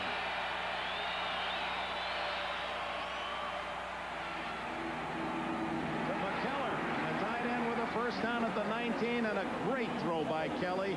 They were blitzing him, and he was throwing just as he was going to have to eat about a 225-pound charge. And he stands in there. Look at the way he looks over to the left. Tries to get the safety off of where he's going to throw it. Boy, Jeff Cross right in his face. Kelly knows he's going to get nailed. Throws it right between the 8 and the 4. Make it a 265-pound opponent into Kelly's chest. For Kelly with a first down at the 19. Very impressive Buffalo today. Now it's Thurman Thomas. It's just one Pro Bowler after another on this Buffalo roster. In fact, 9 of them going to Hawaii. David Griggs makes the stop. Dick, you can begin to see the toll it's taking on the Miami defense when players get up off the field, hands on hips. What is going on here? Geez, this worked so good. Yes, last week, what is happening? There's the hands on hips. Certain fatigue, certain frustration now in the Dolphin defense. Screen to Thomas. The touchdown maker, Thomas, is into the 3-yard line, maybe the 2.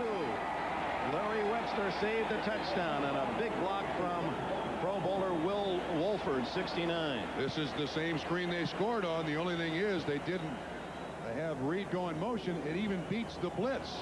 So Richer, 51 out there, 69 Wolford. They ran 4 screens in the first half. First quarter, every one of them worked, scored on one, come back to the screen. Boy, that's a play that they looked at this week in preparation for Miami and said, this is golden.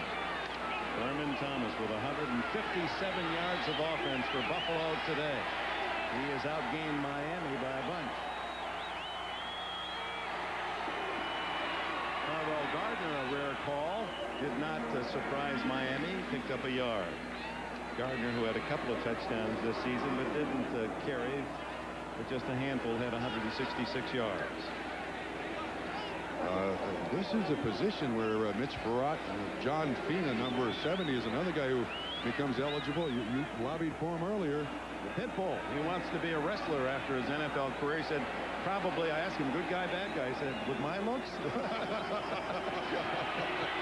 He has 3 touchdown catches this year. 13th play of the drive. Farrat doesn't get a chance. Gardner does. Chase back, and he'll take the loss. Collier, Oliver in on the play. 3rd and goal. This Buffalo offense can do so many things, can it? When it needs to. The drive down the field in little bits and pieces, nothing fancy. They tried 2 or 3 reverses. The screen works here and there. In come Thurman Thomas, Andre Reed, James Lofton, and Don Beebe on 3rd and goal from the 5. The Dolphins counter with 1, 2, 3, 4, 5, 6 DBs. Beebe way out to the right. Vincent on him. And here comes Reed, and they give to Thomas. Oh, look at the move. And they corral him at the 3. It takes more than that first hit to bring Thomas down, and the Dolphin defense, at least a moral victory, brings on Christie for the short field goal. Christie 2 for 3, made his first from 21, then hit a 33-yarder in the second quarter, hooked one to the left from 38. This one right in the middle of the field will be 21 yards.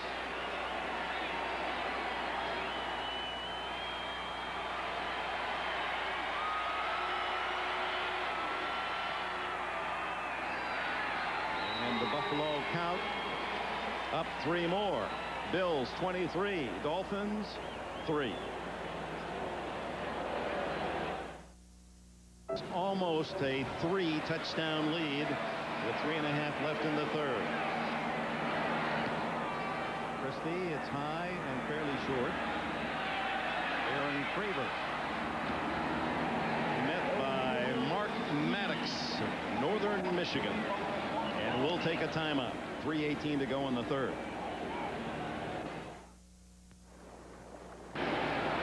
Buffalo 23-3.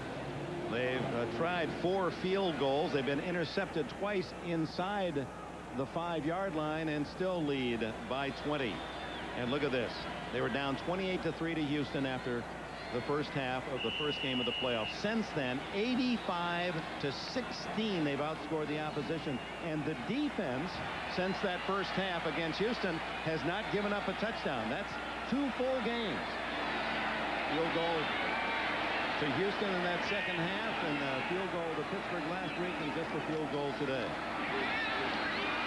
The touchdown by Houston in the second half was Bubba McDowell. You can't knock the defense for that. And there is a defense in Bruce Smith. Yeah, well, it appears when the Buffalo Bills began to have a little trouble late in the season, there were a lot of people who said, wait a minute, the Bills aren't what they were before. They're bickering, they're doing this. As Miami's going to the hurry up here now, but their ability has been underestimated. 2nd and 10, Marino throwing in a hurry. He saw the pressure coming from Jeff Wright. Wright circling on a game around the outside. They can put pressure. Look, they're still committing 2 guys to Bruce Smith. So Hansen. So Hansen is in there on the single guy. He gets around Dellenbach. So Marino started 5 for 6 in this game. Has been 3 of 13 since, and he's been knocked around. And last week, no grass name. They didn't even rush in San Diego. 3rd and 10. Dolphins have shown no offense this second half. And he misses Fred Banks. But again, in Marino's behalf, he had Cornelius Bennett just breathing all over. Yeah. If Cornelius Bennett had a 38-inch sleeve length, he would have got Marino. He beat the tackle, but he just couldn't quite stretch his arm out to get another sack. 5 consecutive passes hit the ground for Marino, so Roby not having his best day into punt.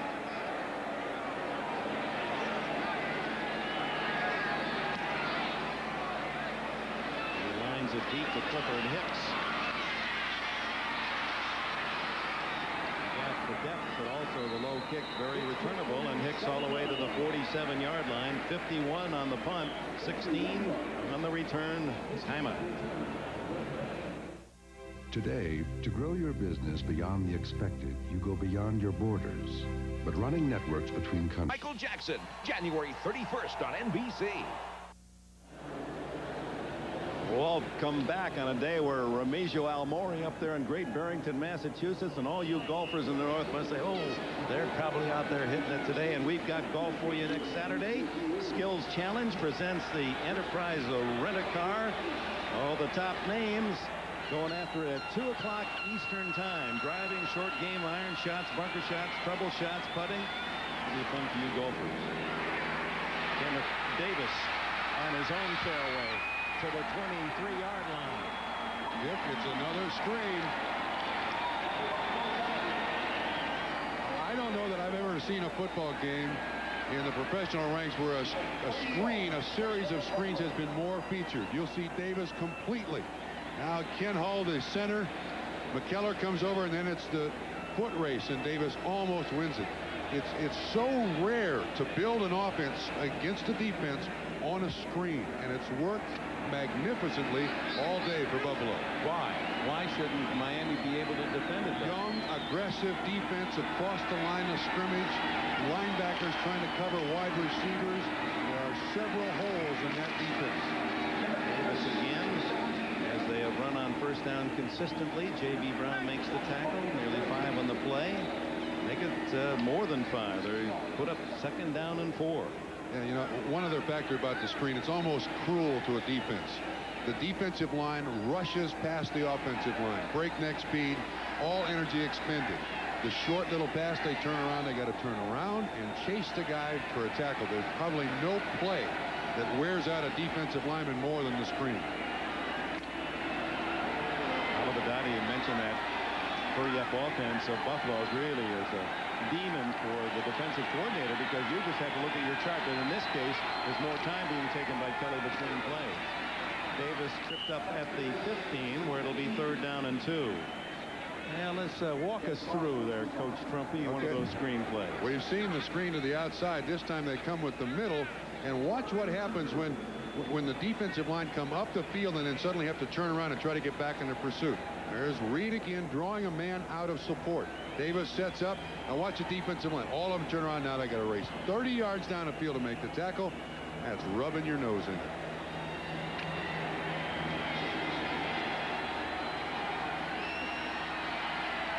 Third and 2, Buffalo. Final seconds, 3rd quarter.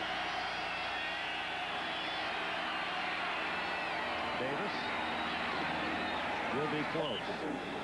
Klingbeil's had a good game. Makes another hit for the Miami Dolphins.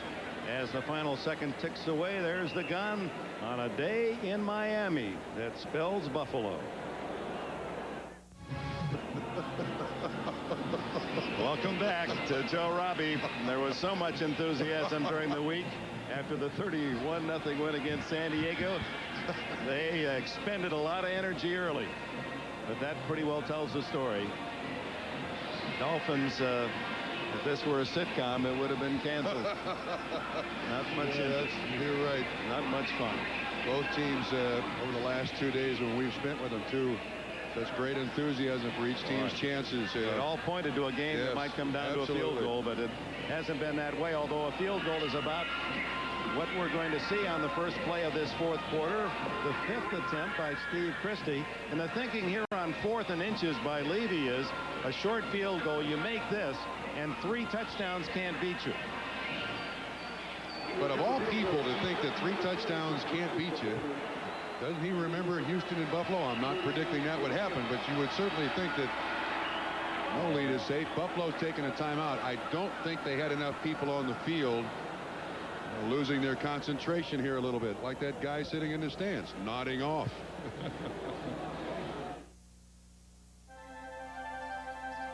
On the river of life, things change. A protection review with your Allstate agent is the best way to make sure you have the right kind of coverage for your home or car. Or to set you on a course with life insurance to provide for you now or in the future. So see your agent for the Allstate Protection Review. You're in good hands with Allstate.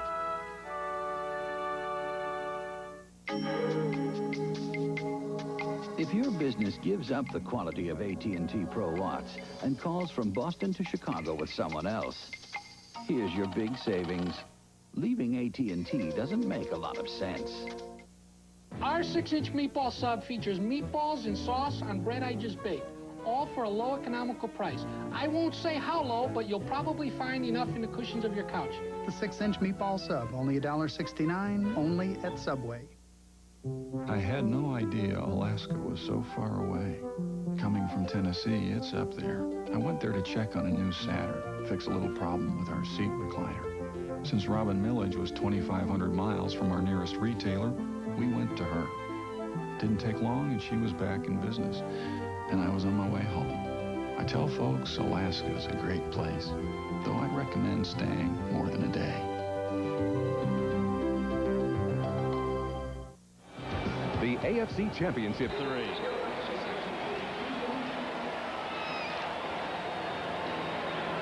Oh, Christie, 4 of 5, all from within 40 yards. And the time of possession for Buffalo today, in the first 3 quarters, they had the ball more than they had on the average for an entire game all season. That run and shoot. Normally, Buffalo has the ball less than the opposition.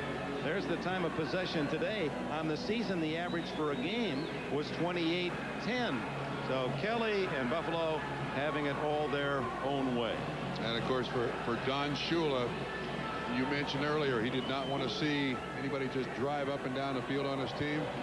Well, it's so painful to watch, and there's just nothing they've been able to do offensively or show defensively to stop what Buffalo had designed for this game today.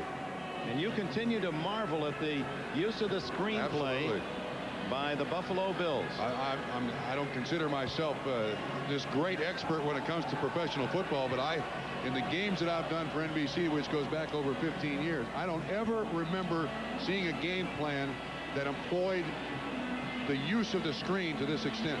It is very unique in football because it's tough to sell. One time you may get it. They've run 6 screens, at least 6 screens today. And they're the 2 primary targets, Thurman Thomas, Kenneth Davis.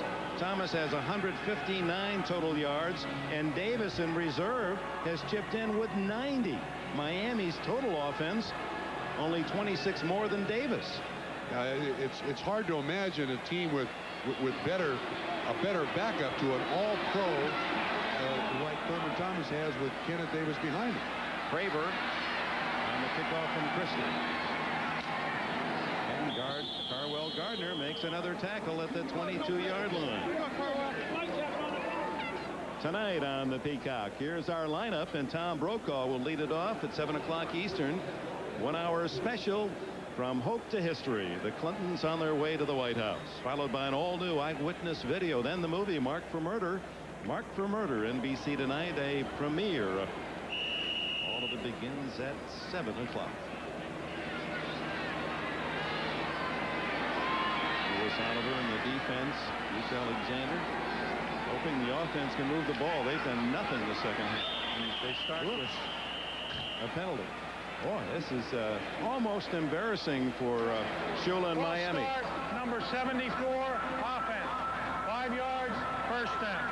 The entire offense moved except Ulenik, the center. They call it on the tackle, but everybody moved. The center just didn't snap it.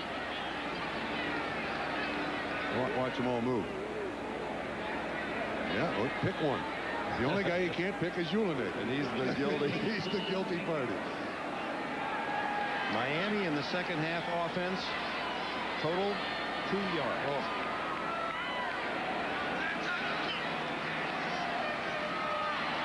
Marino through the hands of Bobby Humphrey. And even that time, Marino having to throw around a rush of 3 Buffalo defenders. That is absolutely amazing. I mean, this is a potent offense. It struggled in the latter stages of the season, but with Dan Marino and with the weapons he has, and it must be that last week's performance against San Diego was the exception. That was atypical. They struggled scoring points the latter part of the year. They had 6 touchdowns in the last 6.5 quarters to the offense of the season, 6.5 games of the season. Marino again having to sidestep and finally dumps it to Humphrey. He gets a little running room out to the 26 where Darryl Talley makes another play. I'm sure Miami will continue right to the line of scrimmage here. Go to the hurry-up offense. Everybody's trying to get the calls. 3rd and 6.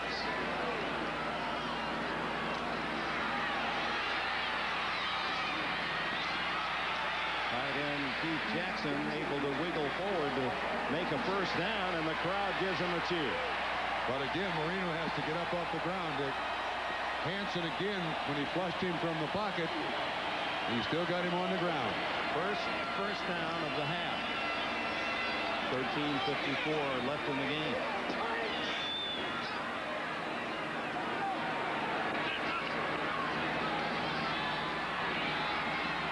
Marino, the duper, knocked away by J.D. Williams. Maybe he was the secret. He changed his number. He was 31, went to 29. I don't know, but this defense has done some things that I haven't seen them do in a lot of weeks. This Buffalo defense. Boy, they well prepared. They were. And they're getting the push on Marino, and you said it at the start today. That's the key for Miami. You have to give Marino time, and it's been a rare play where Marino's really been able to set, look, and fire. He has had to move, had to be nimble just to avoid the rush. There's been pressure on him all day. Now the screen, they reverse rolls, and Bobby Humphrey gets to midfield in a first down. The middle screen to Humphrey, 16 yards. Odoms made the stop. Well, it's about time. This is beautifully executed. Watch the center Ewan, they take off here. 1,001, 1,002, and then he's out to block. Nice pickup, 16 yards. Marino forced out of the cut by Smith and throws to Humphrey, and the sidelines of Miami looking for a penalty as both Smith and Mark Pike were rolling into the heels of Marino as he threw this one. Look at the way he has to scramble outside again. Again, this is not by design. This is a scramble. Actually, Pike kind of let up on him a little bit there.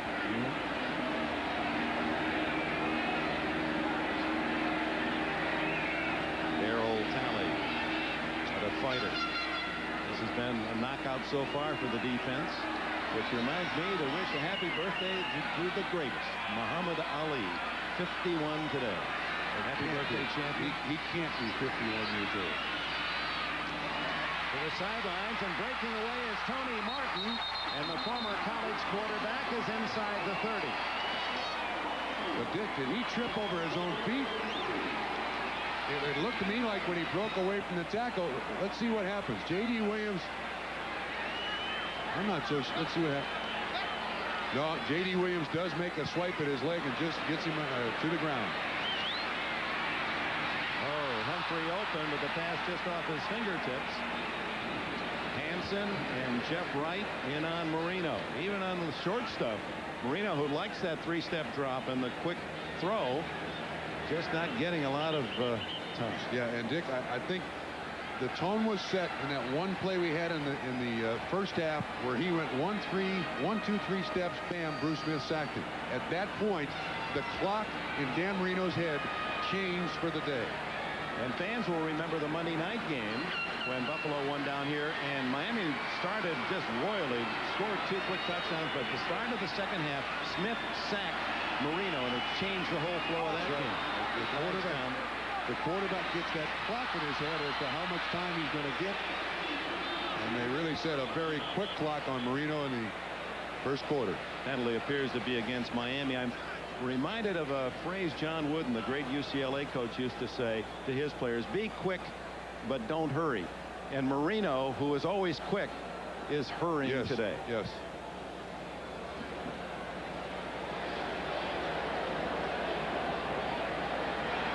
Bob McElwee in the white hat, today's referee. And one of his colleagues roughed up on the play.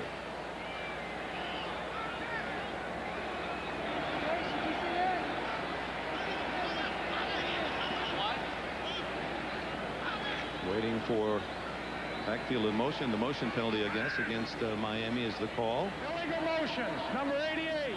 Offense. 5 yards. Second down. Actually, Jackson had left the line of scrimmage, as you saw, before the snap. It's hard to tell when the ball is snapped, but he did break across the line of scrimmage. The Bills in the AFC Championship 3 straight years, and they've given up 1 touchdown in those 3 games. Over the middle to Jackson. And Talley and Matt Darby collaborate on the tackle at the 13, a 22-yard play. This Dolphin team is not going to lay down. Don Shula doesn't coach a team like that. Till the last gasp, they'll give it an effort. Jackson now leading Miami with 5 catches. Marino intercepted. Clifford Hicks. And Hicks across the 30, tripped up at the 35-yard line. Intended for Keith Jackson, and Hicks stepping inside to pick it off, and another big defensive play for the Buffalo Bills, looking to Pasadena.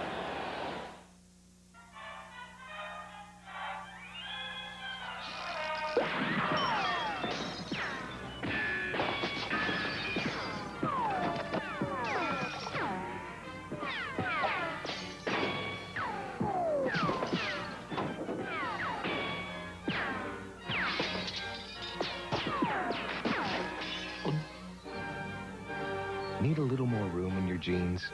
Try Relax Fit Jeans from Lee. Dear Saturn team members, my name is Judith Reiswig, and I'm a 3rd grade teacher. After reading the Time magazine article, I decided my new car would be a Saturn. I liked the whole idea of what Saturn was about. It's one of those things I try to instill in my kids. Now, to let you know who you are building that Saturn with the blue-green exterior for, I'm enclosing my school picture. I'm sure if everything I've read is true, I won't be disappointed. Imagine. What did you get at McDonald's today? You get value in my restaurant. I mean, with 5 burgers each under $1. We're trying to give people a break every day. You get new tastes. Come on. You're talking bacon, cheese, and barbecue sauce. You're talking classic Big Mac flavor in a Mac Jr. You just don't get that anywhere else. You get us, and we make sure that what you want is what you get at McDonald's today and every day, guaranteed. Sunday, the NBA Game of the Week returns to NBC. First, Michael Jordan, the greatest superstar in all of sports, visits Mr. Robinson's neighborhood as the Bulls face the Spurs. Then it's a rematch of last year's Western Conference Finals as the even stronger Jazz host the Trailblazers. An NBA doubleheader next Sunday. For much of their lives recently, they have not looked in the same direction. The commissioner of the NFL, Paul Tagliabue, and the president of the Players Association, NFL Players Association Hall of Famer Gene Upshaw. But peace apparently has been made, and a long-term contract that's resolved the difficulties of free agency and other kinks has been inked, and even a smile. That hasn't always been the case. No, they had to work hard for that smile. That was several years coming. Well, let's hope that the difficulties will be worked out on the playing field and not in the courtroom as we head to the end of this century. Meanwhile, Marino and Miami have their own problems. On 2nd and 9.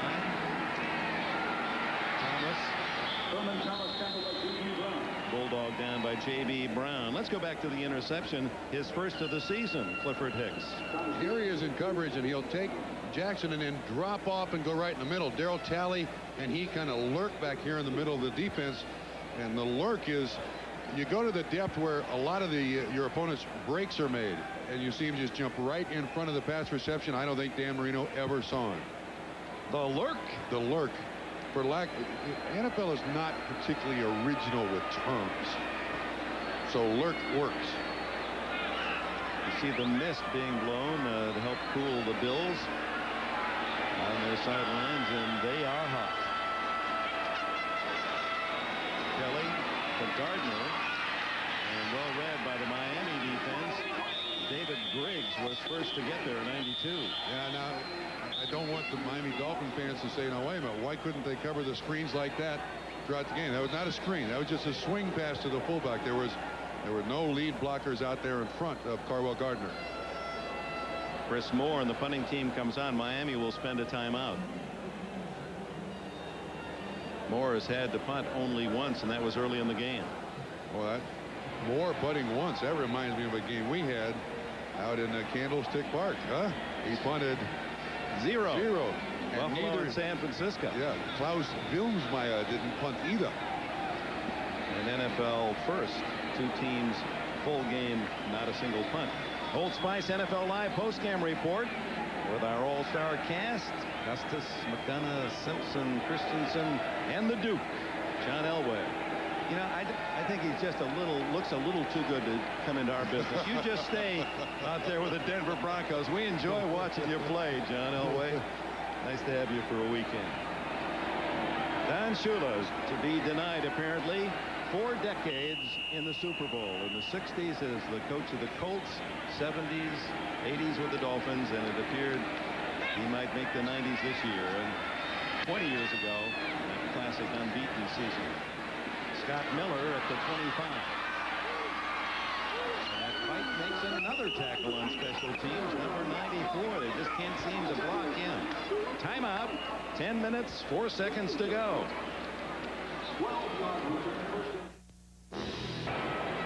Last 2 weeks, number 14, Frank Wright. He drove the bus through the country and got Jim Kelly to the big city. Absolutely delivered him to the prom. And Kelly vindicating the choice by Marv Levy as the offense getting plenty and being in position even to score more, leading 26-3 in a defense that just has been stunningly successful. It's Mark Clayton with a 11-yard pass out to the 48-yard line. Kirby Jackson on the coverage. You know, you mentioned the choice by Marv Levy. It was such a quick choice. Once he got a medical clearance from the doctors, it was an easy choice. Those wins pretty impressive by Buffalo. Well, the NFC, basically the image around football is that they have been the superior conference to the AFC, but in Buffalo's case, they can say, hey, they haven't beaten us. And 2 wins at New Orleans and at San Francisco are very impressive. We were there for that first game, and then the Saints game was a must, even though they stumbled later in Houston. That reestablished the fact they could play the top teams in the NFC on their turf and win. I think that Saints game, your point is well taken. That win against that defense and the manner in which they accomplished it, if these guys didn't know how good they were, suddenly they knew exactly how good they were in 1992. On 2nd and 10. Nice catch by Tony Martin and a first down at the 35 of Buffalo. 17 yards for Martin. J.D. Williams on the coverage. Martin is the tallest of the Dolphin receivers, and they have 6, and he's just 6 feet tall. He played at Mesa, Colorado, where he was the quarterback, 21-3 record. And was a project when he was drafted by the Jets and then picked up by Miami. Wide open is Martin. Touchdown. Oh, out of bounds. Nope, he didn't quite stay in bounds. Lost his concentration. Ball was carrying him that way. They moved back some of the photographers and folks on the sidelines to give a little more room than earlier in the game. J.D. Williams kind of funnels him outside. The safety should come here in a minute. And as he makes the reception, I think it's his right foot that comes down out of bounds. Yes, excellent call by the officials. One of the toughest calls to make in the NFL. Where did you say Martin was a quarterback? Mesa College. He may have been a quarterback until he got to round number 13. Now we know he's a receiver. 13 is a quarterback. It was a good pickup by Don Shula. One of those players that you change position a couple of years and they develop. Marino to Jackson, incomplete off his fingertips, and he saw Henry Jones, the safety, coming up to say hello. This is generally an ugly part of every football game. You don't want to end the season. You don't want to end a season with an injury. You don't want to face some kind of surgery when the season ends. You know, you want to recover for the next one. And you see Keith looking down the field here, and you know that safety sitting back there. That's not an accusation. I'm not shortchanging Keith Jackson. He's an all-pro, but, you know, the next thing we got is a 6-month rest. I don't want to spend part of it in a cast. Wish there was some way we could, in football, accommodate the rest of this game. There's no way other than to play it. On 3rd and 10, here comes Smith. A screen to Favor this time. And he carries the tackler, Kirby Jackson, close to a first down. They'll spot it at the 26. That'll be shy by a yard and bring up 4th down. A screen today, not an original idea. Works, but not original. So on 4th and 1 out of the shotgun, Marino. 8.5 minutes to go. Buffalo 26, Miami 3. Miami in the second half offense, total 2 yards.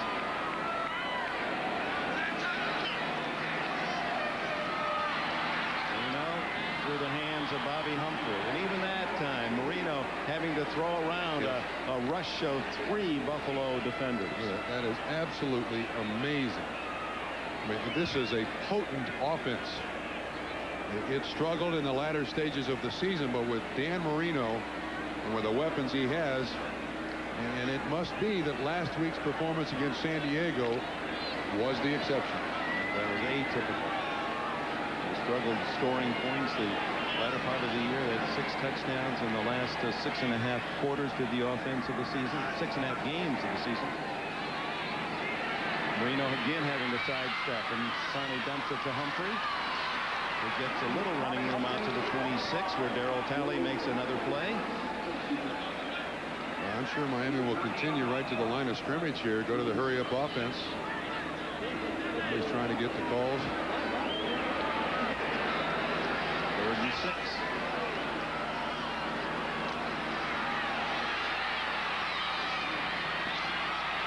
Tight end Keith Jackson able to wiggle forward to make a first down, and the crowd gives him a cheer. But again, Marino has to get up off the ground. Hansen again, when he flushed him from the pocket, he still got him on the ground. First down of the half. 13:54 left in the game.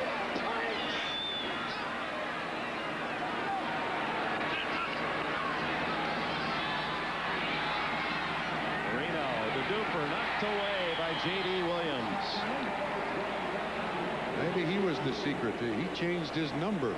He was 31, went to 29. I don't know, but this defense has done some things that I haven't seen them do in a lot of weeks. This Buffalo defense. Boy, they well prepared. They were. And they're getting the push on Marino, and you said it at the start today. That's the key for Miami. You have to give Marino time, and it's been a rare play where Marino's really been able to set, look, and fire. He has had to move, had to be nimble just to avoid the rush. There's been pressure on him all day. Now the screen, they reverse rolls, and Bobby Humphrey gets to midfield in a first down. The middle screen to Humphrey, 16 yards. Odoms made the stop. Well, it's about time. This is beautifully executed. Watch the center Ulan, they take off here. 1,001, 1,002, and then he's out to block. Nice pickup, 16 yards. Marino forced out of the cut by Smith and throws to Humphrey, and the sidelines of Miami looking for a penalty as both Smith and Mark Pike were rolling into the heels of Marino as he threw this one. Look at the way he has to scramble outside again. Again, this is not by design. This is a scramble. Actually, Pike kind of let up on him a little bit, though.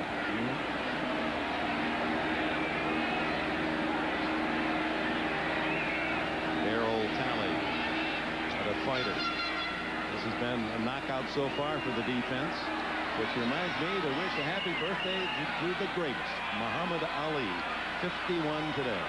Happy birthday, champion. He can't be 51 years old. To the sidelines and breaking away is Tony Martin, and the former college quarterback is inside the 30.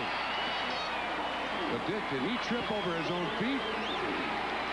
It looked to me like when he broke away from the tackle. Let's see what happens. J.D. Williams. I'm not so sure. Let's see what happens. No, J.D. Williams does make a swipe at his leg and just gets him to the ground. Oh, Humphrey open with the pass just off his fingertips. Hansen and Jeff Wright in on Marino. Even on the short stuff, Marino, who likes that three-step drop and the quick throw, just not getting a lot of touch. Yeah, and Dick, I think the tone was set in that one play we had in the first half where he went 1, 2, 3 steps, bam, Bruce Smith sacked him. At that point, the clock in Dan Marino's head changed for the day. And fans will remember the Monday night game when Buffalo won down here, and Miami started just royally, scored 2 quick touchdowns, but at the start of the second half, Smith sacked Marino, and it changed the whole flow of that game. The quarterback gets that clock in his head as to how much time he's going to get, and they really set a very quick clock on Marino in the first quarter. Penalty appears to be against Miami. I'm reminded of a phrase John Wooden, the great UCLA coach, used to say to his players: be quick, but don't hurry. And Marino, who is always quick, is hurrying today. Yes.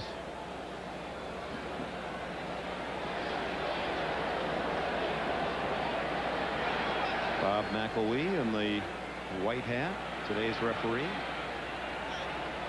And one of his colleagues roughed up on the play.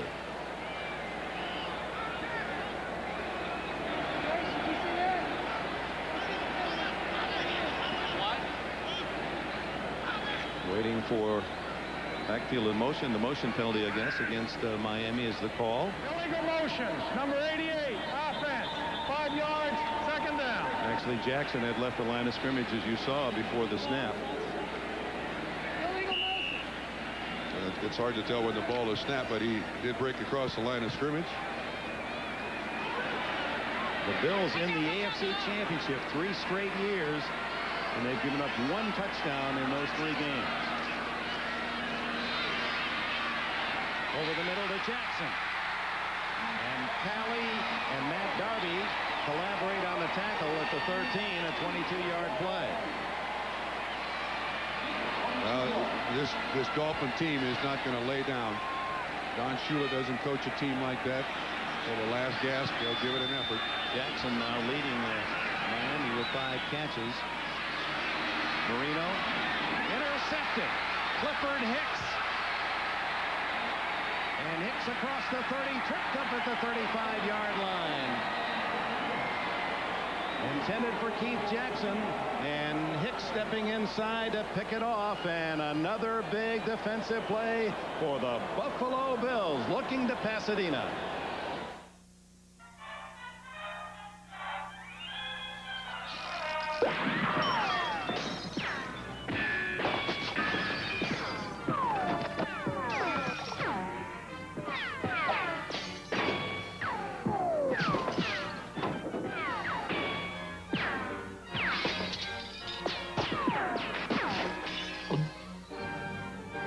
Need a little more room in your jeans? Try Relax Fit Jeans from Lee. Dear Saturn team members, my name is Judith Reiswig, and I'm a 3rd grade teacher. After reading the Time magazine article, I decided my new car would be a Saturn. I liked the whole idea of what Saturn was about. It's one of those things I try to instill in my kids. Now, to let you know who you are building that Saturn with the blue-green exterior for, I'm enclosing my school picture. I'm sure if everything I've read is true, I won't be disappointed. Imagine. What did you get at McDonald's today? You get value in my restaurant. I mean, with 5 burgers each under $1, we're trying to give people a break every day. You get new tastes. Come on. You're talking bacon, cheese, and barbecue sauce. You're talking classic Big Mac flavor in a Mac Jr. You just don't get that anywhere else. You get us, and we make sure that what you want is what you get at McDonald's today and every day, guaranteed. Sunday, the NBA Game of the Week returns to NBC. First, Michael Jordan, the greatest superstar in all of sports, visits Mr. Robinson's neighborhood as the Bulls face the Spurs. Then it's a rematch of last year's Western Conference Finals as the even stronger Jazz host the Trailblazers. An NBA doubleheader next Sunday. For much of their lives recently, they have not looked in the same direction. The commissioner of the NFL, Paul Tagliabue, and the president of the Players Association, NFL Players Association Hall of Famer Gene Upshaw. But peace apparently has been made, and a long-term contract that's resolved the difficulties of free agency and other kinks has been inked. And even a smile. That hasn't always been the case. No, they had to work hard for that smile. That was several years coming. Well, let's hope that the difficulties will be worked out on the playing field and not in the courtroom as we head to the end of this century. Meanwhile, Marino and Miami have their own problems. On 2nd and 9.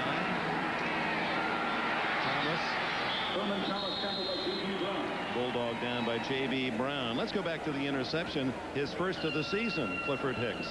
Here he is in coverage, and he'll take Jackson and then drop off and go right in the middle. Darryl Talley and he kind of lurk back here in the middle of the defense. And the lurk is you go to the depth where a lot of your opponent's breaks are made, and you see him just jump right in front of the pass reception. I don't think Dan Marino ever saw him. The lurk? The lurk. For lack, NFL is not particularly original with terms. So lurk works. You see the mist being blown to help cool the Bills on their sidelines, and they are hot. Kelly to Gardner, and well read by the Miami defense.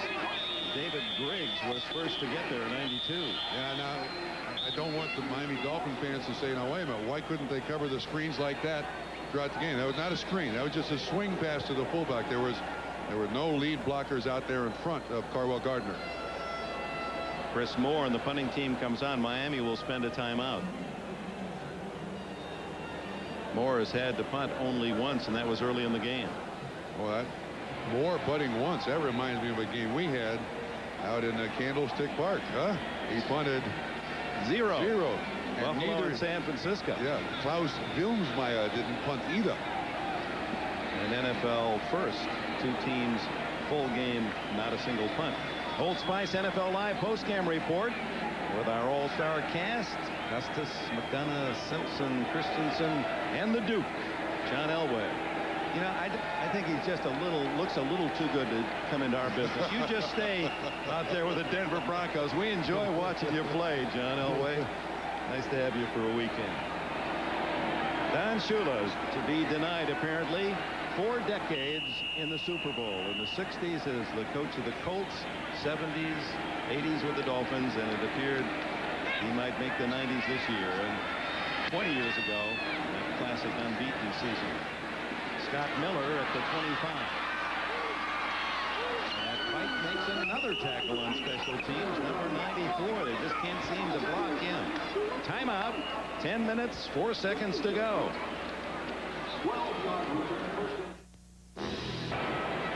Last 2 weeks, number 14, Frank Reich.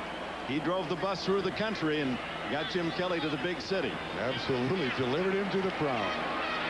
And Kelly vindicating the choice by Marv Levy as the offense getting plenty and being in position even to score more, leading 26-3 in a defense that just has been stunningly successful. It's Mark Clayton with a 11-yard pass out to the 48-yard line. Kirby Jackson on the coverage. You know, you mentioned the choice by Marv Levy. It was such a quick choice. Once he got a medical clearance from the doctors, it was an easy choice. Those wins pretty impressive by Buffalo. Well, the NFC, basically the image around football is that they have been the superior conference to the AFC, but in Buffalo's case, they can say, hey, they haven't beaten us. And the 2 wins at New Orleans and at San Francisco are very impressive.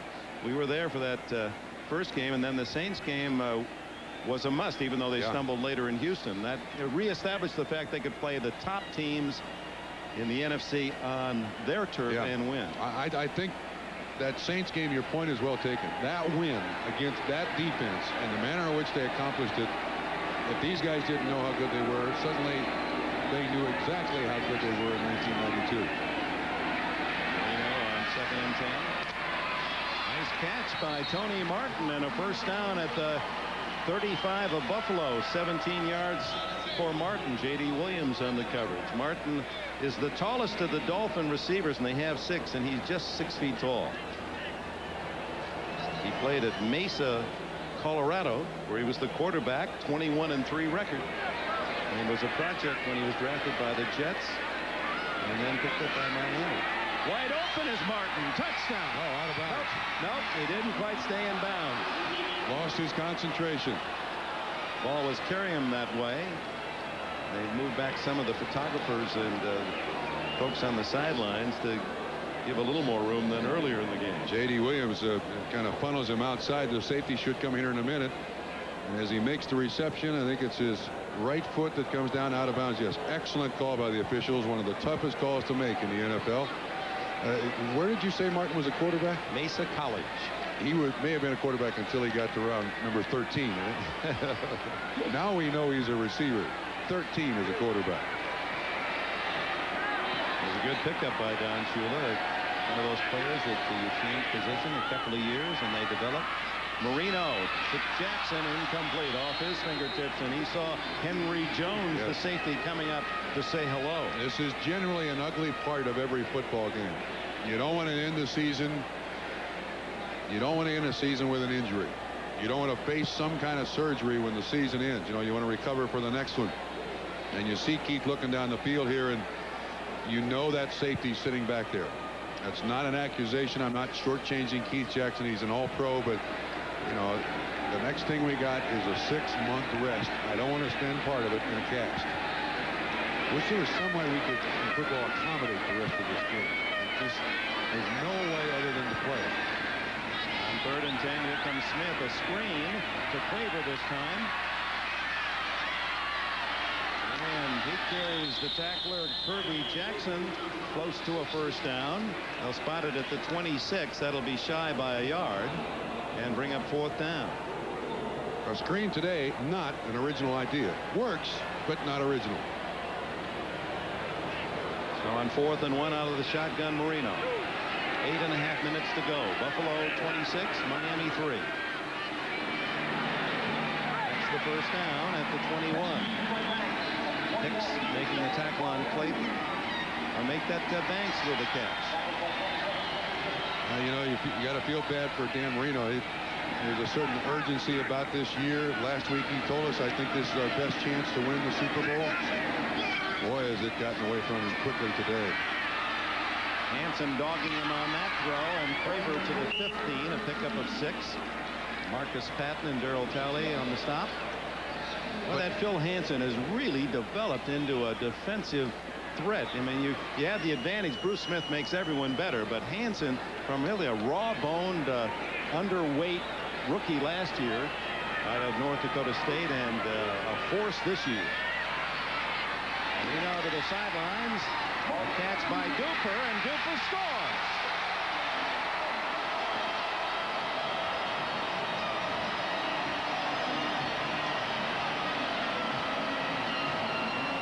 So Marino, in a somewhat empty fashion, ties an NFL playoff mark held by Ken Stabler. 10 consecutive games that he has thrown a touchdown pass in the playoffs. 15 yards to Duper. John Elway was tied with Marino, as was just Elway and Marino had none. So, see, you bring Elway in and you just erase him right out of it. Not fair. It's just not fair. We'll have a chance for rebuttal on our postgame report. Stoyanovich, who gave Miami a 51-yard field goal late in the first quarter to tie the game at 3, makes it 26-10. You know, when this game started, they got both Duper and Clayton involved early, but they have been almost absent. Here's Duper right out here. It's to just stand out there. Coverage is dropped by Odoms, and then Duper breaks the tackle and gets in the end zone. But I mean, everybody here knows that it's not going to help now with 7:32 to go in the fourth quarter. There's Hansen again. Yeah. You mentioned how he's increased his strength. Bill Polian put a clause in his contract that for 15 weeks in the offseason he has to stay in Buffalo to lift weights to increase his strength and his weight. And that farm kid from the Dakotas is learning how to play football from a lot of good people around him. Gone from corn and oats and wheat to stunts and weights and sacks, harassing quarterbacks.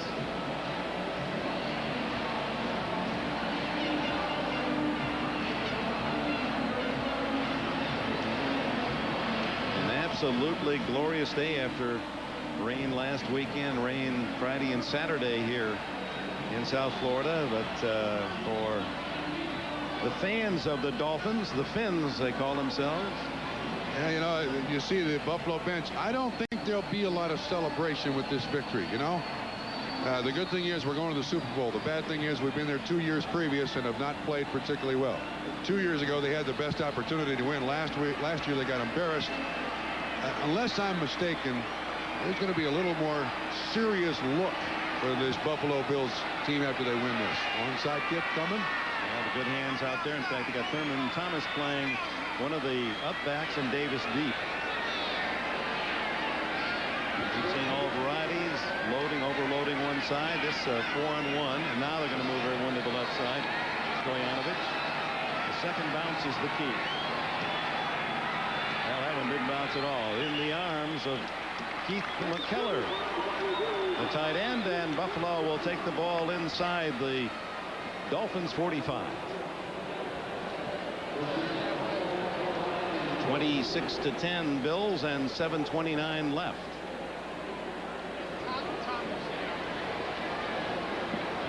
John Elway has had his opportunities in the Super Bowl and wonder what his thoughts are, and as he can get into the head of Jim Kelly, who'll get a third chance in Pasadena. Will it be Dallas or San Francisco that waits the winner of the AFC? Class of '83 is 0-7 in Super Bowl play. Oh, you had to bring that up, didn't you? Well, everyone else does. Way to go. Nobody's perfect.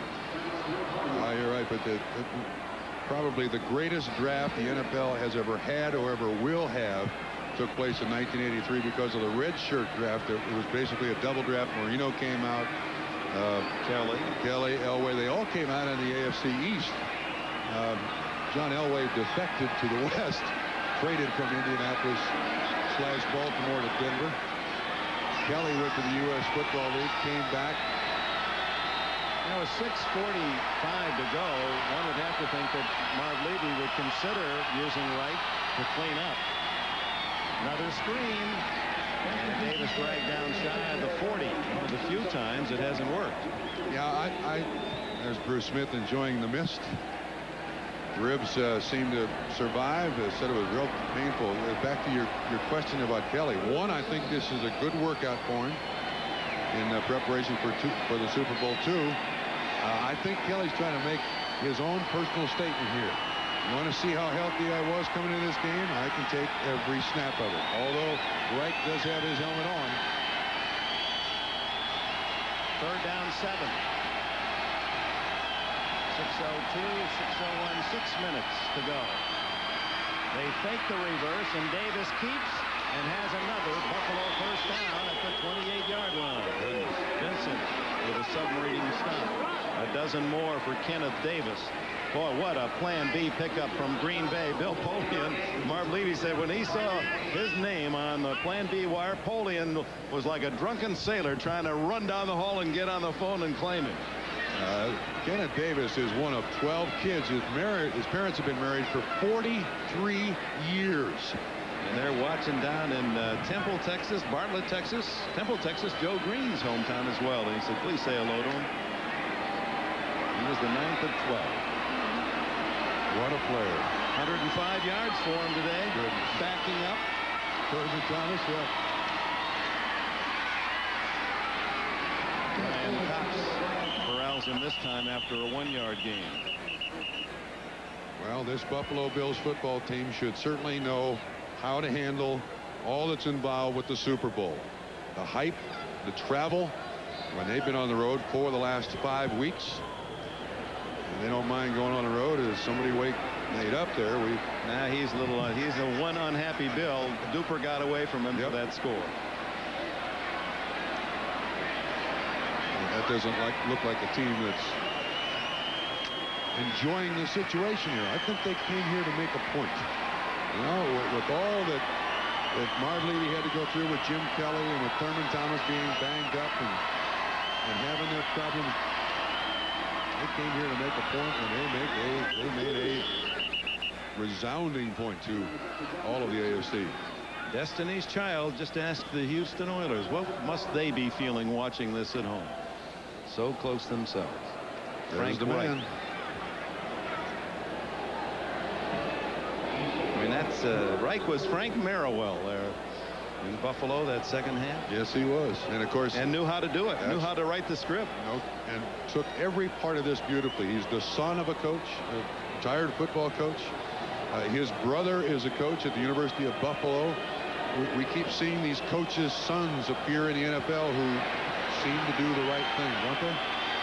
John Elway. That's right. 3rd and 5. Clock ticking away. Kelly using as much as he can.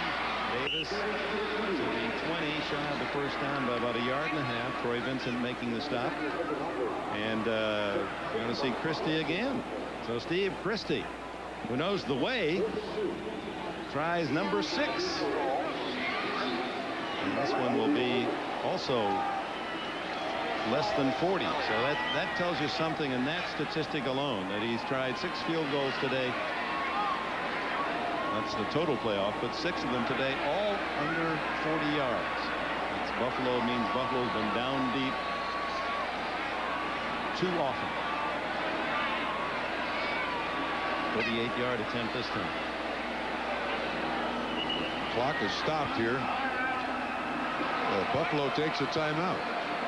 And they let it run down as far as they could consume it to 2:41. And now they'll set up the field goal. Well, one of the big plays early, authored by Bruce Smith, the all-pro defensive end, number 78. Yeah, and I'm telling you, in a quarterback's head, the clock starts to tick. And Bruce Smith, this is a 3-step drop by Dan Marino. Bruce Smith gets right around Keith Sims, and the alarm sounded for Dan Marino on that play. And from that point forward, he was never really set comfortable in the pocket. Well, Smith forcing the fumble, recovered by Talley. That led to one of the field goals, but more importantly, you mentioned, just made Marino a different thrower. He was quick, but he was hurrying from that point on. And for good reason. Not only Smith, but others with constant pressure, as Christie has his 5th of this game. And that ties him for a postseason record with Chuck Nelson and Matt Barr. They, too, with 5 field goals in one playoff game. 29-10, and in 2 weeks from today we'll be at the famed Rose Bowl in Pasadena for Super Bowl XXVII, and it'll be Buffalo, San Francisco, perhaps in a rematch, or those amazing young Dallas Cowboys. 3:30 will be the start of our coverage of the Super Bowl. 6 o'clock Eastern time, the kickoff. What Fleetwood Mac is going to be part of the pregame entertainment, and that wide receiver for the Cleveland Browns, Michael Jackson's going to be singing halftime. That's right, he is. He's lost a little weight. He'll put it back on for next season, but Michael Jackson will be there. And I guess they'll play football as well. We'll look forward to that. Hope you've made your plans. Or would we settle for a day weather like this out there? Well, it isn't that way lately out in Southern California. All of a sudden they want the rain to stop. Gilbert, the 3rd-string quarterback, and Kelly, and it almost looks as if Kelly might be through today. What a game. Jim Kelly, I wonder if he'll talk with us now that this one is over. We're going to... I can tell you that Jim Kelly and I have a date in Pasadena. That's already been set. It will be part of our post-game report. Mike Williams, who had his problems with the kickoff to start the second half. A fumble that just continued the Buffalo momentum. And Bresnahan over there on the sideline with Jim Kelly. Jim Kelly has given Bresnahan an awful lot of credit for bringing in the running game. We got to find out if there's a question for the guys to ask down there in the locker room. If we can find the guy who came with the idea for all the screens, we got to know who came up with that. It was brilliant and it worked. Only 2 other teams have gone from wild card to Super Bowl. I think there's 3. Didn't the Dallas Cowboys in '75 were a wild card, but they had to win only 1 game? You can add them to that list as well.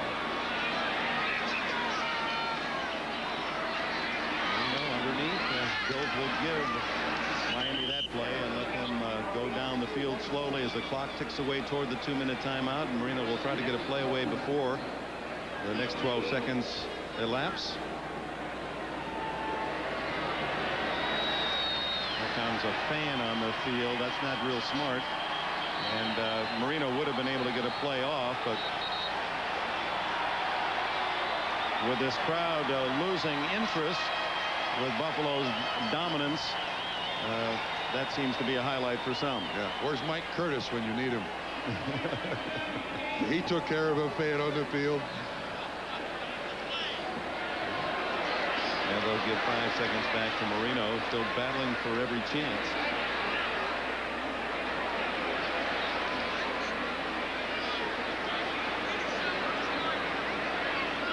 Now Buffalo's defense in a good mood.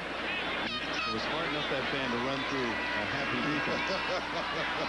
Marino takes another look, and it was Phil Hansen, number 90, with an assist from Jeff Wright. And that's the 2-minute timeout. Buffalo on its way to 3 in a row. Everybody used to come in and say, you know, the R in your sign is backwards.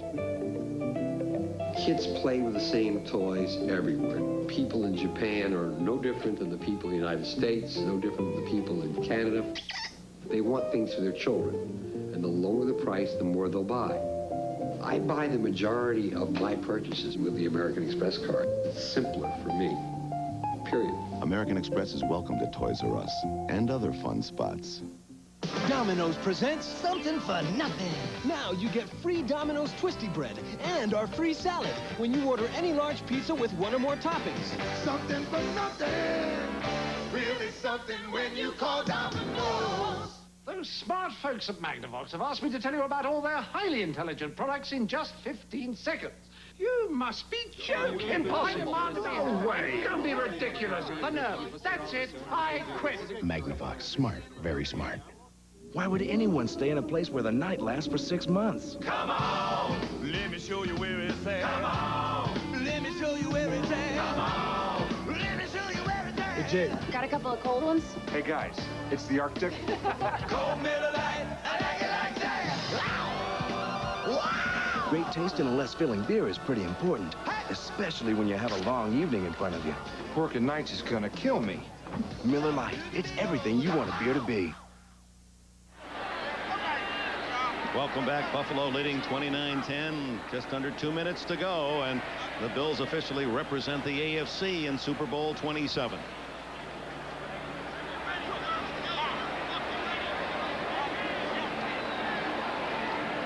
Next Sunday, 12:30 Eastern, NBA. Michael had, 64 against Orlando last night, and David Robinson, a career-high 52. The Spurs really getting it back together. That'll be part of our doubleheader next Sunday. That's Tony Martin weaving his way out to the 35 in a first down. And the second half of that NBA doubleheader, after the Bulls Spurs, it'll be Portland and Utah, 2 of the top clubs in the West, will go at it. So NBA in the off week before the Super Bowl. That'll stop the clock with 1:33 to go. Clifford Hicks, the defender. Marv Levy, one of the interesting things he said to us yesterday was, I don't coach don'ts. You come to a game like this, and the last thing I want to do is say, don't do this, don't do that, don't do that. Play carefully so you avoid the turnover. He said sometimes you make your team so afraid that they might make a mistake that's exactly what they do. And in the case of his particular football team, this today was a display. I said earlier that the Buffalo Bills at times they look like a gang, and they played like a gang today, not a team. They took so much away from Miami offensively and defensively. Screen, and Humphreys can't bring it down. Bobby Humphrey had it on his fingertips, and the Bills really weren't putting a lot of pressure on Marino, and had the receiver surrounded. Keith Willis was closest to Dan. And our executive producer, Terry O'Neill, with us today. Telecast produced by John Francis, the coordinating producer of NFL football on NBC. John Gonzalez is our director. And the rest of our crew, Associate Director Dick Ellis, replay assistants Bill Bonnell and John Gilmartin, Ken Fondeshaw, Tim DeKay, Mark Parker, Mitch Geller, Dave Mazza. Screens all over the place here now. Humphrey to the 43, and a rare penalty stops the clock with 1:16 to go. The Old Spice post-game report, and some of those smiling faces and maybe some that are glum as well will be part of our coverage. Jim Kelly hopes to grab him before he even gets to the locker room. OJ is assigned apparently that responsibility. The Bills make it 3 in a row. Only Miami in the early 70s in NFL history going to 3 consecutive Super Bowls. The mood understandably light on the Bills sidelines. They were confident. We visited with them yesterday. It just exuded a confidence that, as you pointed out, the game really seemed matter of fact. Yes. This was just the way you get up on the board to spring you out to Pasadena. Yeah, you know, maybe we should have known too that the testiness of Jim Kelly was an indicator of just how dedicated they were going to be today to winning this football game. So after 16 straight wins in the AFC playoffs by the home team, Buffalo has disrupted that. They win at Pittsburgh, and now they're winning at Miami. Humphrey ducking under the tackle of Marcus Patton. Boy, he's going to get a call from his mother, who played linebacker with the LA Dandelions, on that miss. Yeah, he talks to her every Sunday morning, does Marcus Patton, and they don't talk mom to son. They talk linebacker to linebacker. He was a 130-pound linebacker in a professional league. 4 years out in Los Angeles with the Dandelions. He's made a difference in this defense too. You know, when they move Bennett inside and Patton to the outside as the bomb is unleashed. That's going to be intercepted. No, and right through Darby's mitts as Hicks actually had gotten in his way. It wasn't James Williams. Darby saying, hey, don't jump up there. I want to pick that one off. So the 4th down pass incomplete, and Buffalo takes over on downs with 35 seconds to go. Well, we got an early flight back to Buffalo here. Bill Polian congratulating Marv Levy. On the road. Injuries to Kelly, all they've had to survive this week. Yes, sir. This is a profound performance by the Buffalo Bills. A team beaten a few weeks ago at home in the first round of the playoffs, down by 32 points and only 28 minutes to play, and yet rallied in overtime to beat Houston, then went on the road to beat Pittsburgh, the top record in the AFC, in Pittsburgh, and now they've come down to Miami and have shown their muscle again. In horse racing terms, the last 2.5 games, much the best. Much the best. Reich did the job for the first 2 weeks, and Kelly today, and the defense was awesome. Yes, Marino just didn't have a chance. Yep. Smothering. A clear winner in the AFC, champions 3 consecutive years, Marv Levy's Buffalo Bills.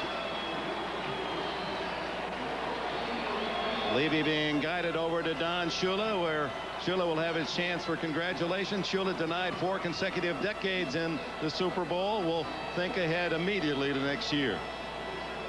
The 2 oldest coaches in the league, Levy 1 year older than Shula at 64. So the sage leader of the Bills heading west. Let's go to O.J. Simpson. Hey, despite all the criticism, you came in, you got to win. Critique your performance today. I want to say one thing first. I want to thank my teammates for hanging in there with me. They kept telling me all week, don't listen to all this bull. You have nothing to be ashamed of.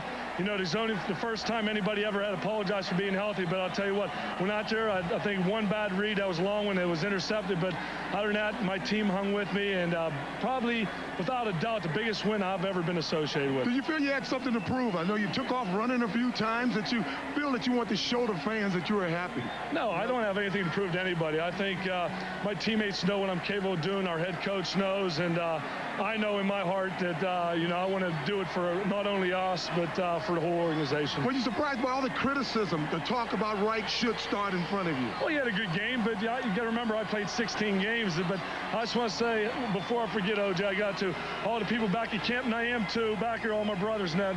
We did it, bye. What are you guys going to do different? Your third shot at a Super Bowl, you think you learned something from those previous bowls that you can apply to help the outcome become different this time? Oh, we'd like to win, but, you know, you have to go and prepare for either Dallas or San Francisco. It's going to be a tough one, but, hey, it's our third trip. Just go out there and know what your priorities are. Have some fun doing it. Congratulations. Save me some time in the locker room. Appreciate you. Back to you, Dickie. So Jim Kelly, emotional as expected. You really had to believe he meant what he said. His biggest win in his terrific career. Personally, nobody ever wants to have their own character questioned. And Kelly, 67%, 14 out of 21. He said he made the one bad throw and had one touchdown pass as well.